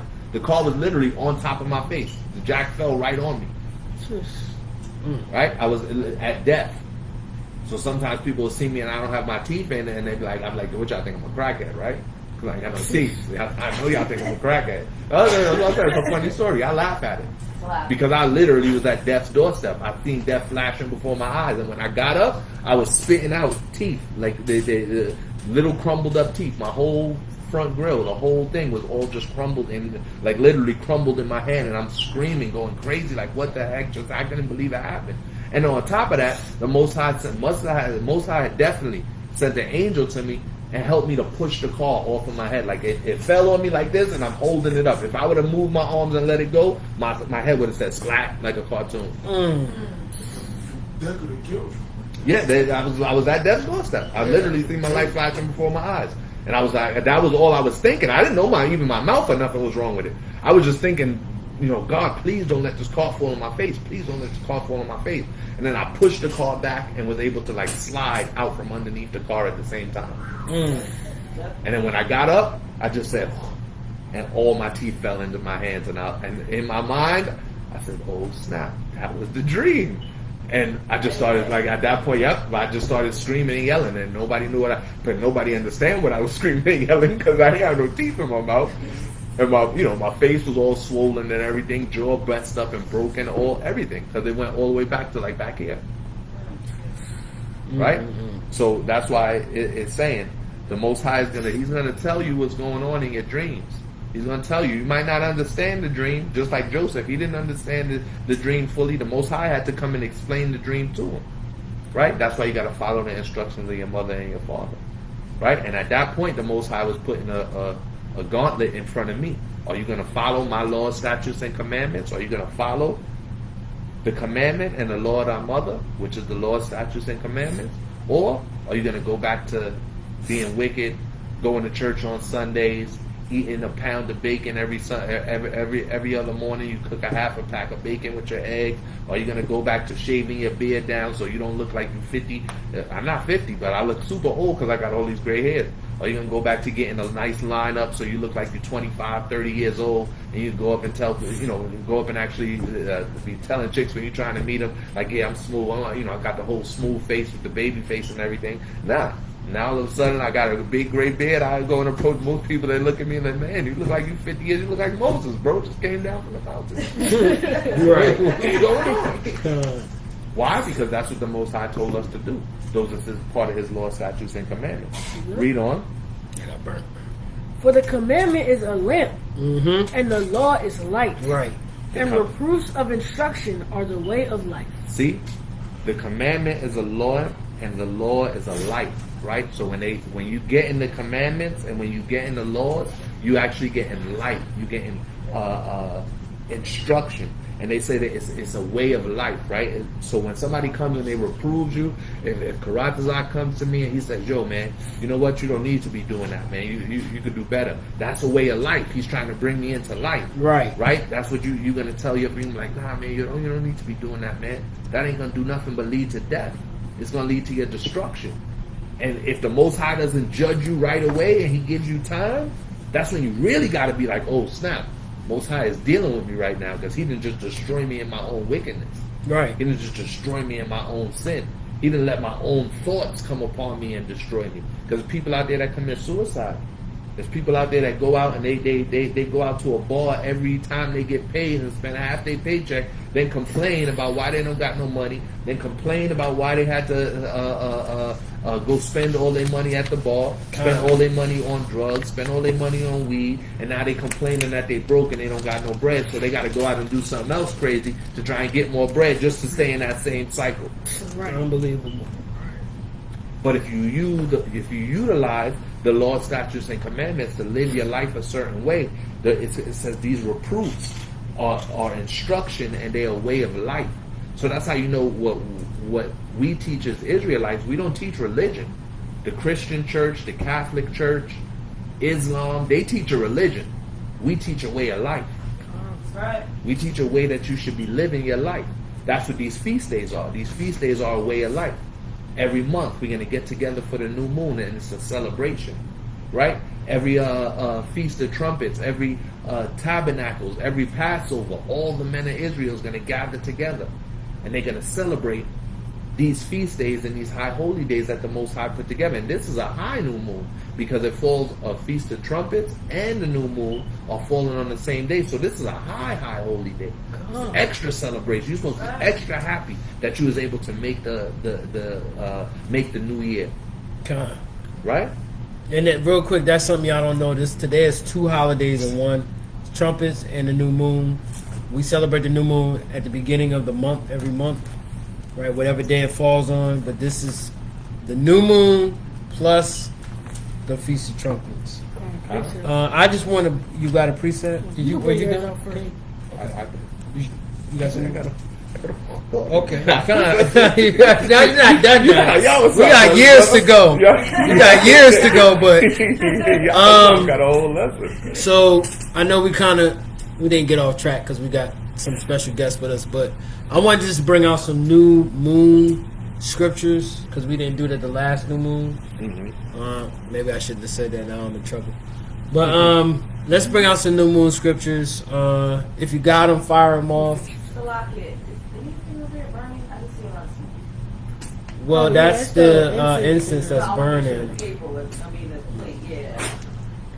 We'll just put that on. Yeah, it should be fine. So we're going to conclude with some new moon scriptures, right? Because it's the new moon. We read about the trumpets and how important the trumpets are and how we utilize them in our feast and our preparation for war. So you got a precept? Con, I just wanted to add on to what Yawasap is bringing out. Bring it out, King. This is the book of Sirach, chapter 2, Can you grab me verse Daniel 3. 5 and 14? Cleave unto him and depart not away. that thou mayest be increased at thy last end. Whatsoever is brought upon thee, take cheerfully. No, be upset. Whatsoever is brought upon thee, take cheerfully. That's the good and the bad. That's the good and the bad. Go ahead. And be patient when thou art changed to a low estate. No, hurry up and get up out of that. And be patient when thou art changed to a low estate. And that low estate means you're in a bad situation. All right? When you're in that bad situation, don't rush to get out of it. Most High put you there, and you're going to be there until He wants you out of it. It's just a fact. Go ahead. For gold is tried in the fire, and acceptable men in the furnace of adversity. So gold is tried in fire, and acceptable men in the furnace of adversity. I know he knows that scripture. Go ahead. Read it again. For the love of young This lady. is the book of Sirach, also known as Ecclesiasticus, chapter 2 and verse 5. For gold is tried in the fire, and acceptable men in the furnace of adversity. What I had you grab? Daniel 5. I'm so sorry. Not right now. So sorry. Ecclesiastes. You can grab me Proverbs chapter 4 and 18. Ecclesiastes, Davion. You got this Sirach? You're in the Bible. I need Sirach. That's Ecclesiasticus. Yeah, Sirach. Ecclesiasticus. You said 13? 4. No, I'm sorry, 4 and 18. You said 13? No. You don't want the Daniel. No, I don't want the Daniel right now. No. Sirach 43. Proverbs 5. Sirach 43 and 6, our famous. Why we keep the dark moon as the new moon, right? Nothing's new when it's fully grown, right? It starts like a seed. It goes to a woman. You don't see the baby, but we know there's a baby being produced in that womb. So we don't see it. Once it becomes a full person, it comes out, and now it's a person, right? Now it's a little baby, right? But when it started, you couldn't see it. Same thing with the moon. That's 4 and 18. That's the Apocrypha. Proverbs 4 and 18. And that's Sirach 43 and 6. Where you going, son? Huh? She don't need your help showing her. She know where it is. I was going to give you the Sirach 43 and 6. and verse 6. We're talking about the new moon, fellas. So we're going to discuss why we're here today. The new moon. Right? That's how we base all our feast days. Our feast days are based off of the new moon. Right? So that's how we determine when the Passover is, trumpets, tabernacles, atonement, first fruits. It's all based on the new moon. Go ahead. This is the book of Sirach, also known as Ecclesiasticus, chapter 43 and verse 6. It's going to 6 to 9. Go ahead. He made the moon also to serve in her season for a declaration of times and a sign of the world. And we read that in Genesis chapter 1 and verse 18. All right, can you real quick grab that real quick? Yawasap. Genesis 1 and 18. Y'all don't have to get it, but you can put in your precept, in your notes, or precept to this verse, Genesis chapter 1 and 18. Book of Genesis, chapter 1 and verse 18. Bring it up. And to rule over the day and over the night, and to divide the light from darkness. And God saw that it was good. Keep going. And the evening and the morning were the fourth day. Is that what I want? Okay, that goes into the water. So that's when he created the sun and the moon and the stars. Start at verse 16 Khan. or 15, Salakia. And 19, go back. I ain't want to go too far back. I just wanted to Verse make that- 14. Come on. And God said, let there be lights in the firmament of heaven to Right. divide the day from the night, and let them be for signs and for seasons and for days and years. So they're not just up there to be up there. They're literally for signs, seasons, right? And to determine time. Signs is when you see that moon, it looks red like a blood moon. God is telling the people on the earth, I'm about to do something. Solar eclipse, it's not for you to take it. Oh, look, the sun is moving into the moon. He's talking to the earth. He's telling you, I'm about to visit this place, and you more than likely are not going to like what I'm about to do. Because if you follow the patterns of the sun and the moon, usually when there's like a blood moon or an eclipse, something horrible happens on the earth after that day. Or that next week or the next year. Usually it's not like a bunch of roses fall out the sky and everybody lands one on his nose and one lands on his... No, it's usually something very bad, like the World Trade Center bombing. Or the big tsunami that hit Japan and destroyed their nuclear facility that year. The earthquakes. Right? Or the earthquakes that happen under the earth, right? And is about to break California off from the rest of America. Right? Or the volcanoes that erupt and come down and destroy villages. That usually happens after a blood moon or some type of eclipse. Don't believe me? Just follow it. Follow the signs. Look up the articles. See what the moon was doing prior to that event. It's a sign. Go back to Ecclesiastes. That's all I wanted on that. Go back to Ecclesiastes. That was 15, right? Genesis 15? 1 to 15? Genesis 1, 14 through 15. So Genesis 1, I would say 1, Genesis chapter 1, 14 through 18, to give you that whole understanding of what the moon and the sun is there for. And they're not there for your entertainment. Go ahead. This is the book of Ecclesiastes, chapter 7 and verse, chapter 43 and verse 7. From the moon is the sign of feast, a light that decreaseth in her perfection. So it decreases in its perfection. Its perfection is when it's new. That's when something's perfected. Right? Like a sinner who just realized that they're Israelite and they come into the truth. That's probably as perfect as you gonna get at that moment, right then and there. Because you ain't sinning. You just figured out you're an Israelite. You're not responsible for the. Well, you are responsible, but God's not gonna put it on your account because you didn't know when the Passover was, because you just came into the truth. Right. I admire people that's gonna come into the field to do that work and get there 2 minutes before closing and still get the same penny. Right? I admire you, because this grind is not a joke. Right? It's light, but in America, God is burning is light, but in America, it can get very rough to be out laboring in these fields. Go ahead. And a light that decreaseth in her perfection. Mm-hmm. The month is called after her name, mm-hmm. increasing wonderfully in her changing, being an instrument of the armies above. Being what? Being an instrument of the armies above. I thought it was just up there for us to look at and gaze at. Being an instrument of the armies above. Right, because when God wants something done, he sends a sign. And it's usually something, like I said, you're not going to like. Go ahead. Being an instrument of the armies above, shining in the firmament of heaven. Shining in the firmament of heaven. What verse you in? I just finished 8. Go ahead.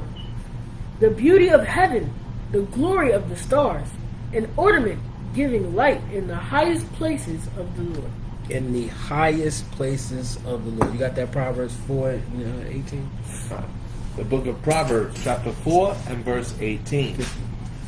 But the path of the just is as the shining light. So the path of just individuals is as a shining light, because you're going to give light to people. You're not going to give death. Right? It's not always about good advice. Sometimes it's about action. Hold on. 50 and 29. Don't. I'll call it. You don't have to rush. Just go ahead. That shineth more and more unto the perfect day. So you shine when you have that light. You're going to shine more and more and more until your perfected day, to your day of perfection. Go ahead. The way of the wicked is as darkness. They know not at what they stumble. But the way of the wicked is as darkness. Right? You don't even know what you're stumbling at. You might think you're going to get away with something, and it was all a setup before you even knew it was going to be set up. Right? Because that's how God likes to do the wicked. They think most wicked people think they're getting away with what they're getting away with, not knowing it's a God in heaven. Go ahead, brother. Ecclesiastes 8 and 11. Con. We'll grab that in a second. So most wicked people think they're going to get away with it, and God already had their life set up and planned that they're not going to get away with it. And He'll let them live in pleasure for a very, very long. We could read about it. He'll let the wicked live in pleasure for a very long time, right? And He'll sit there and look at them with His arms crossed, right? Let them 40 years, 50 years, 60 years. Let them think they're going to get away with it. In the end, they don't. Hold that. Give me that 50 and 29. This is the book of Ecclesiastes, also known as Sirach, chapter 50 and verse 20. We're going to breeze through these so y'all ain't got to keep jumping back and forth because I'm about to go real quick. Go ahead. For if he do them, he shall be strong to all things. For the light of the Lord leadeth him, who giveth wisdom to the godly. Who giveth what? Who giveth wisdom to the godly. So, for the light of the Lord leadeth him, who giveth wisdom to the godly. Go ahead. Blessed be the name of the Lord forever. Amen. Amen. Amen and amen. Right? That light is wisdom and understanding. Not the physical light that you see, but to know, right? To understand, right, is a blessing. You can see things that other people can't see. Right? Can we, real quick before we get to Job and then I'm done. Let me get that Proverbs. That was Sirach 50 and 29. That was Sirach 50 and 29. Proverbs, you know what I want. Proverbs 4, and is that 4 and 7? 4 and 7, I think you were already there. The book of Proverbs, chapter 4 and verse 7. Let me start at 5. You know what I want. Get wisdom, get understanding. Do what? Get wisdom, get understanding. That's the most important asset you will ever have in this world. If you know and you understand what you know, you're very dangerous. Whether if you're wicked or you're righteous. You know and you understand what you know, you're dangerous. Go ahead. Forget it not, neither decline from the words of my mouth. Forsake her not, and she shall preserve thee. Love her, and she shall keep thee. That her is wisdom.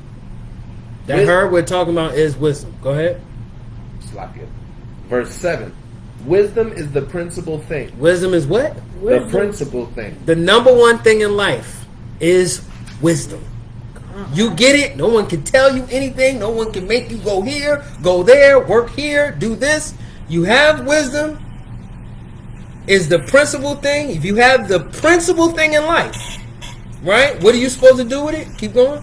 And with all thy getting. And with all that principal thing, get understanding. Get the understanding.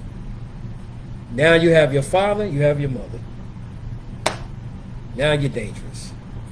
Hopefully you use that on the right hand side and not the left. Right. You understand? Wisdom and understanding. Go ahead. Bring that out. Well, I'm going to bring out Job. It's the book of Ecclesiastes chapter 8 and verse 11. Because sentence against an evil work is not executed speedily. So because you didn't get judged right away when you did that thing, go ahead. Therefore the heart of the sons of men is fully set in them to do evil. Is fully set in them to do wickedly. Because I get away with it. I can steal a car, I can shoot, I can sell drugs, I can do this. Ain't nobody gonna stop me, ain't nobody messing with me. Go ahead. Though a sinner do evil 100 times. 1 time. 100 times. 2 times. 100 times. 3 times. 100 times. 100 times you're gonna get away with it. Ain't no God. Look at all this murder and all this robbery and all this stuff going on. We can do what we want to do, right? Go ahead. Right. Ain't nothing happening to me. Who gonna touch me? Go ahead. And his days be prolonged. And his what? And his days be prolonged. So is there really a God? Because God's prolonging this wicked person's days. Go ahead. Yet surely. What? Yet surely. You better believe it. The same person who gave you the inclination that you're going to get away with all this wickedness, he said surely. Go ahead. Yet surely I know that it will be well with them that fear God, And it will be well with them that fear God. Go ahead. which fear before him. Which fear before him. Keep going. But it shall not be well with the wicked. No, it's going to be all good with the wicked. But it shall not be well with the wicked. Man, I'm gang. God ain't going to do nothing to me. But it shall not be well with the wicked. It ain't going to be well with you. Because the wicked person, God, he created them for the day of evil. He created an even wickeder person to deal with you. There are generations that come on the earth. We all get old. You think you're born one day, somebody come right behind you and you never see them coming. And God literally made them just for your wicked ass. You want to be wicked? You want to kill? I'm gonna create a night. Man, I got this kid. I'm raising him up right, man, and I made him just for you. And you don't even know it. 20, 30 years go by. We say 100 times. Though I prolong your life, I created something just for you. Go ahead. Neither shall he prolong his days, which are as a shadow. Which are as a what? Which are as a shadow. Because we don't live that long. For an eternal being, your life is like a vapor of dust. Just like that. That's nothing. 100, 200, 300, 1,000 years is nothing to a forever being. It's nothing. He doesn't live in time. He doesn't live in space. Matter doesn't matter to him. Right? He's outside of all of that. Everything, he sees everything. What will happen, what has happened. He sees it all. Go ahead. Neither shall he prolong his days, which are as a shadow. Which are as a what? Which are as a shadow. Go ahead. Because he feareth not before God. Because he don't fear God. You got to get that fear in you, man. You have to. Because there's a real God, because this is a real earth. And it wasn't created out of chance or just some happening. There's too much order. Down to the molecule. Molecules have weight and they got temperature. Somebody had to set it. Therefore, there was a creator involved. Right? If the temperature changed on one particle, the whole damn thing comes apart. They had to be set, aligned, and ordered to do what they're supposed to do. Right. Right? I got a precept on that. Go ahead. You got a precept too, Fish? Got something else? A new moon scripture or something? If it's good, it's good. Because we're about to wrap it up anyways. We're almost here for like 2 hours. I get it, 2 hours. This is the book of Proverbs, chapter 1 and verse 5.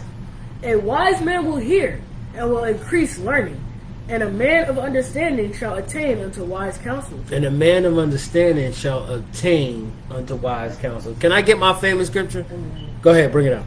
Jump to verse 7. The fear of the Lord is the beginning of knowledge, but fools despise wisdom and instruction. Keep going on that. My son, hear the instruction of thy father. Hear what? Hear the instruction of thy father. Go ahead. And forsake not the law of thy mother. Like the brother was just bringing out. Just brought that out. This is about wisdom and understanding. Go ahead. For they shall be an ornament of grace unto thy head. We just was reading about that. An ornament of grace unto your head. Like we wear these crowns. Go ahead. And chains about thy neck. Right? You got the, I don't know if you still had your chain on, but that brother got the priestly chain on. Right? This brother. The chain upon your neck. It's a symbolizing understanding. Go ahead. Keep going. For the my son, if sinners entice thee. If sinners do what? If sinners entice thee. Entice means try to get you to do something that's wrong. Go ahead. Consent thou not. No, you should listen to them. Consent thou not. Go ahead. If they say, come with us, let us lay wait for blood. Let us do what? Let us lay wait for blood. Let's entrap somebody so we can kill them and take their stuff. Go ahead. Let us lurk privily for the innocent without cause. Let us lurk privily, right? Let us seek them out, the innocent people that had no business in the streets. Let's find them and let's do some wickedness to them. Go ahead. Let us swallow them up alive as the grave. Let's swallow them up alive as the grave. Let's take them out because they don't shoot no guns. They not selling no drugs. They not about that life. We could just take advantage of these people. right? We could break in their houses, take their cars, take their money, rob them, hit them upside the head when they ain't looking. Go ahead. As those that go down into the pit. Right? As those that's already perished from this earth. Let's treat them like dead bodies. Go ahead. We shall find all precious substance. We're going to find all the precious substance. We shall fill our houses with spoil. We're going to get spoiled together. Spoil is riches gotten unjustly. Go ahead. Cast in thy law among us. Let us all have one purse. Let's all be one gang. Let's all do this crime together. Go ahead. My son, walk not thou in the way with them. God said what? Walk not thou in the way with them. Go ahead. Refrain thy foot from their path. Don't go that way. What verse you in? I just finished 15. Go to 26. I will also laugh at your calamity. God's going to do what? I will also laugh at your calamity. Go to 25, Salakia.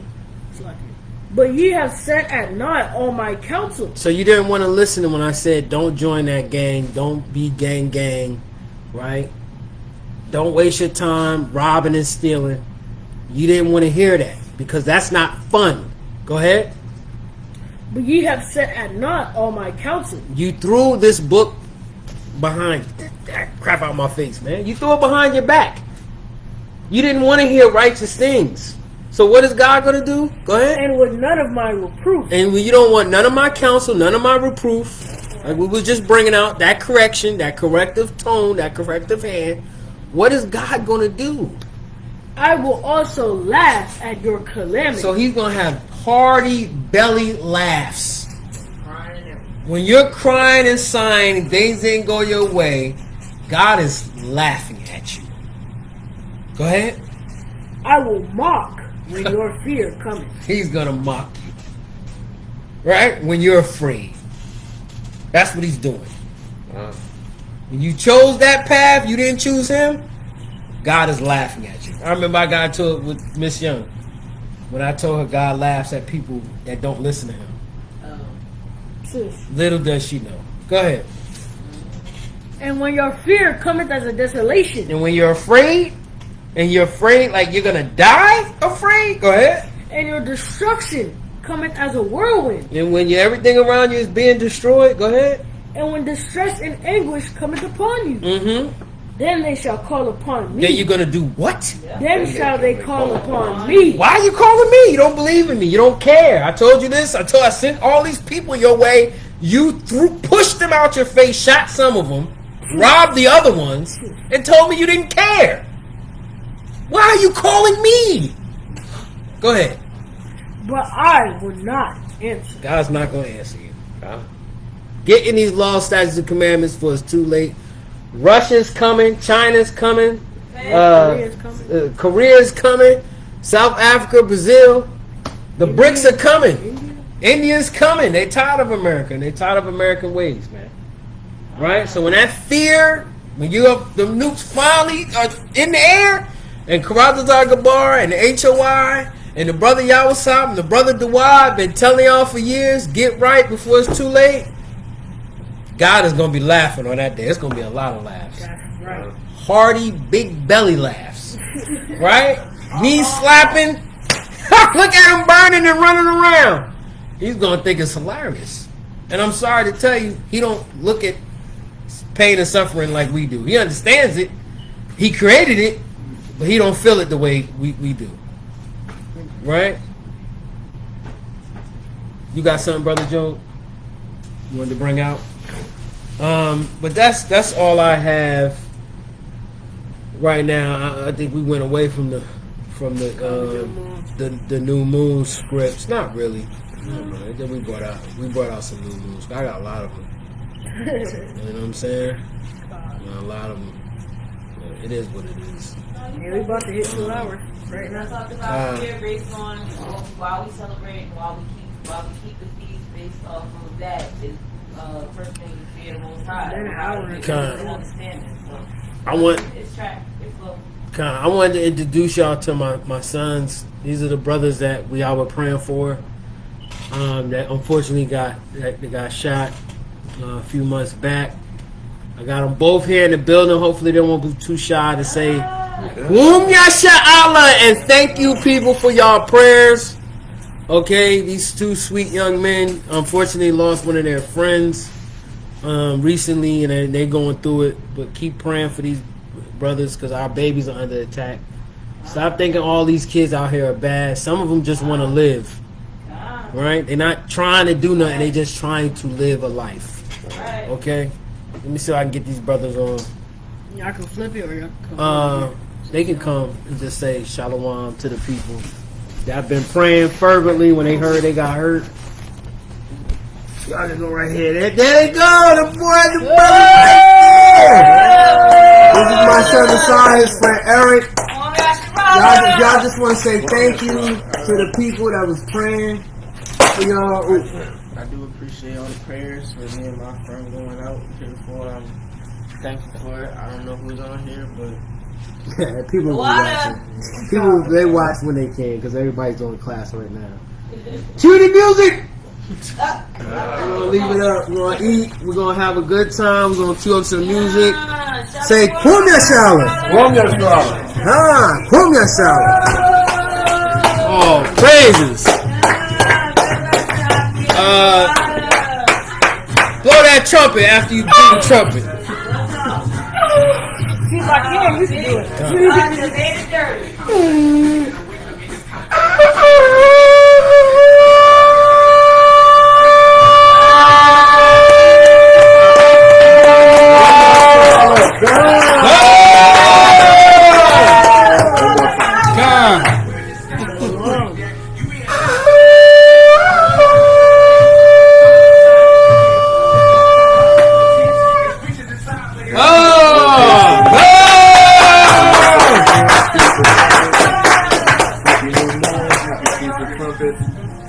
And with that, 𝐤𝐄𝐅𝐄. We're gonna leave it up for a little while. I want them to hear the music.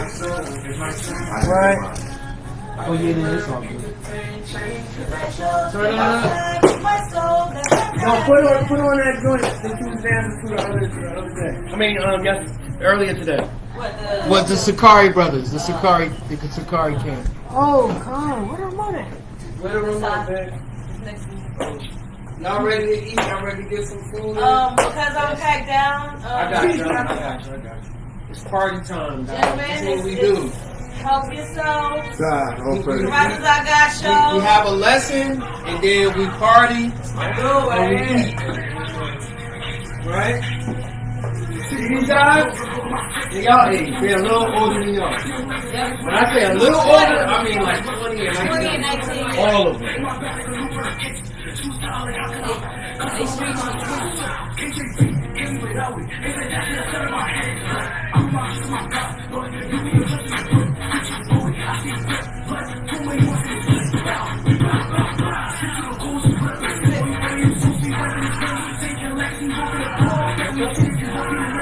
Hey Joe, we gonna serve ourselves time. And my wife will back down to it and make everybody play. If the baby's asleep, so if you want to eat, feel free, I'll give you a plate. I'll give you a fork and a knife. I'll give you whatever you need, brother, to get in. And then a plate for chicken with napkins and somebody listen to the mac already. Somebody had pieces of mac. They couldn't wait. One of my kids. That was wild.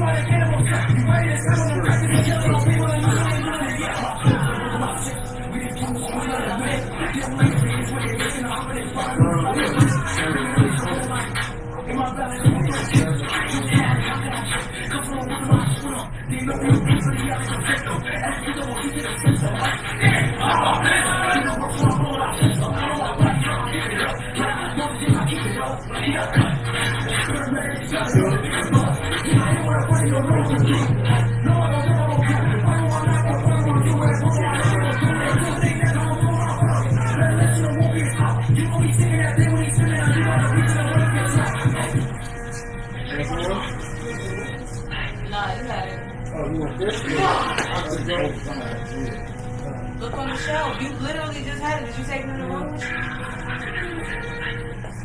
Yeah. I think you There's got more stuff over here. Yeah. Oh.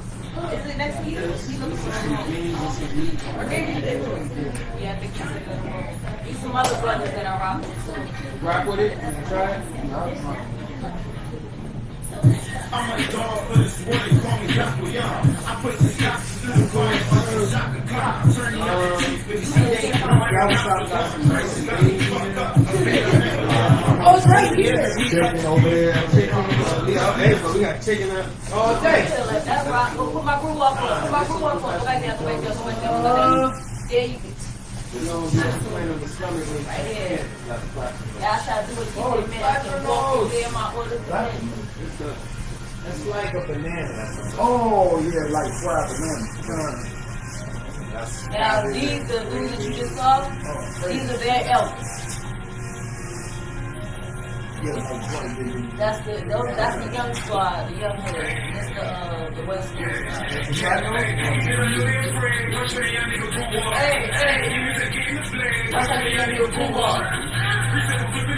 Watch out the young nigga pull off. Watch out the young nigga pull off.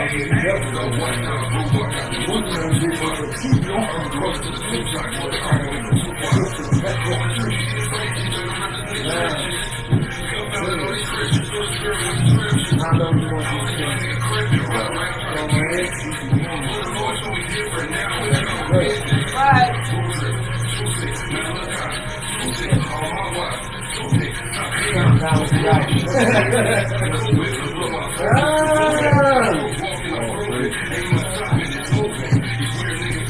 Beautiful lesson, bro. You want to play? I got you. Hey, if they eat, if you eat them, I can give it a try. You don't want to go eat it. Y'all don't want to eat it. Yeah, we just put them in. Take that. Who likes jerk chicken? Right, chicken. Right, stop. You can give that to eat. Are these jerk chicken?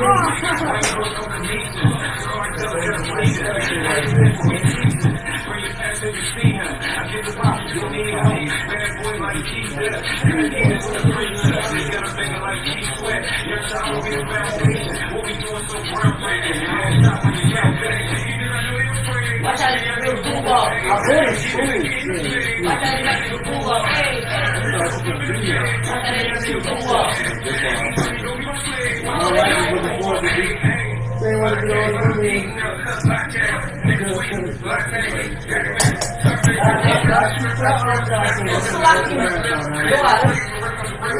We'll have another time. Lord willing. Lord willing.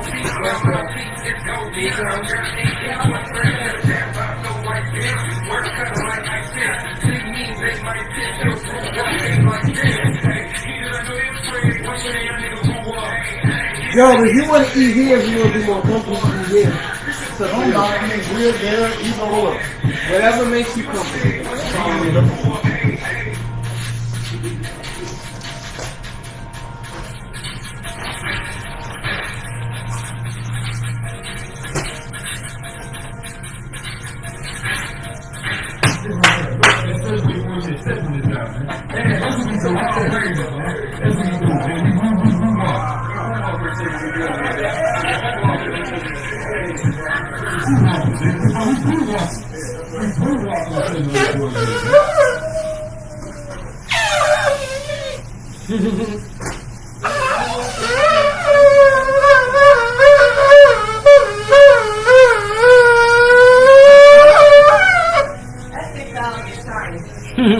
I'm playing. I'm just joking.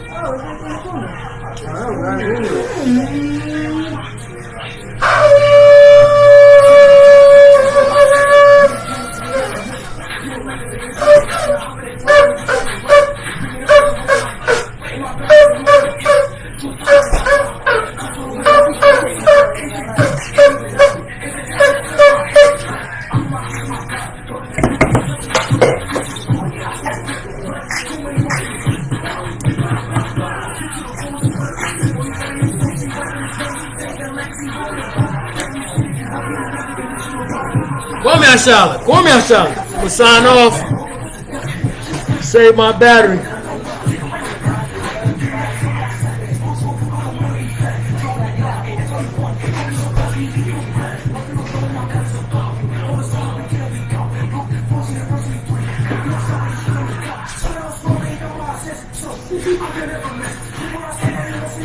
I'm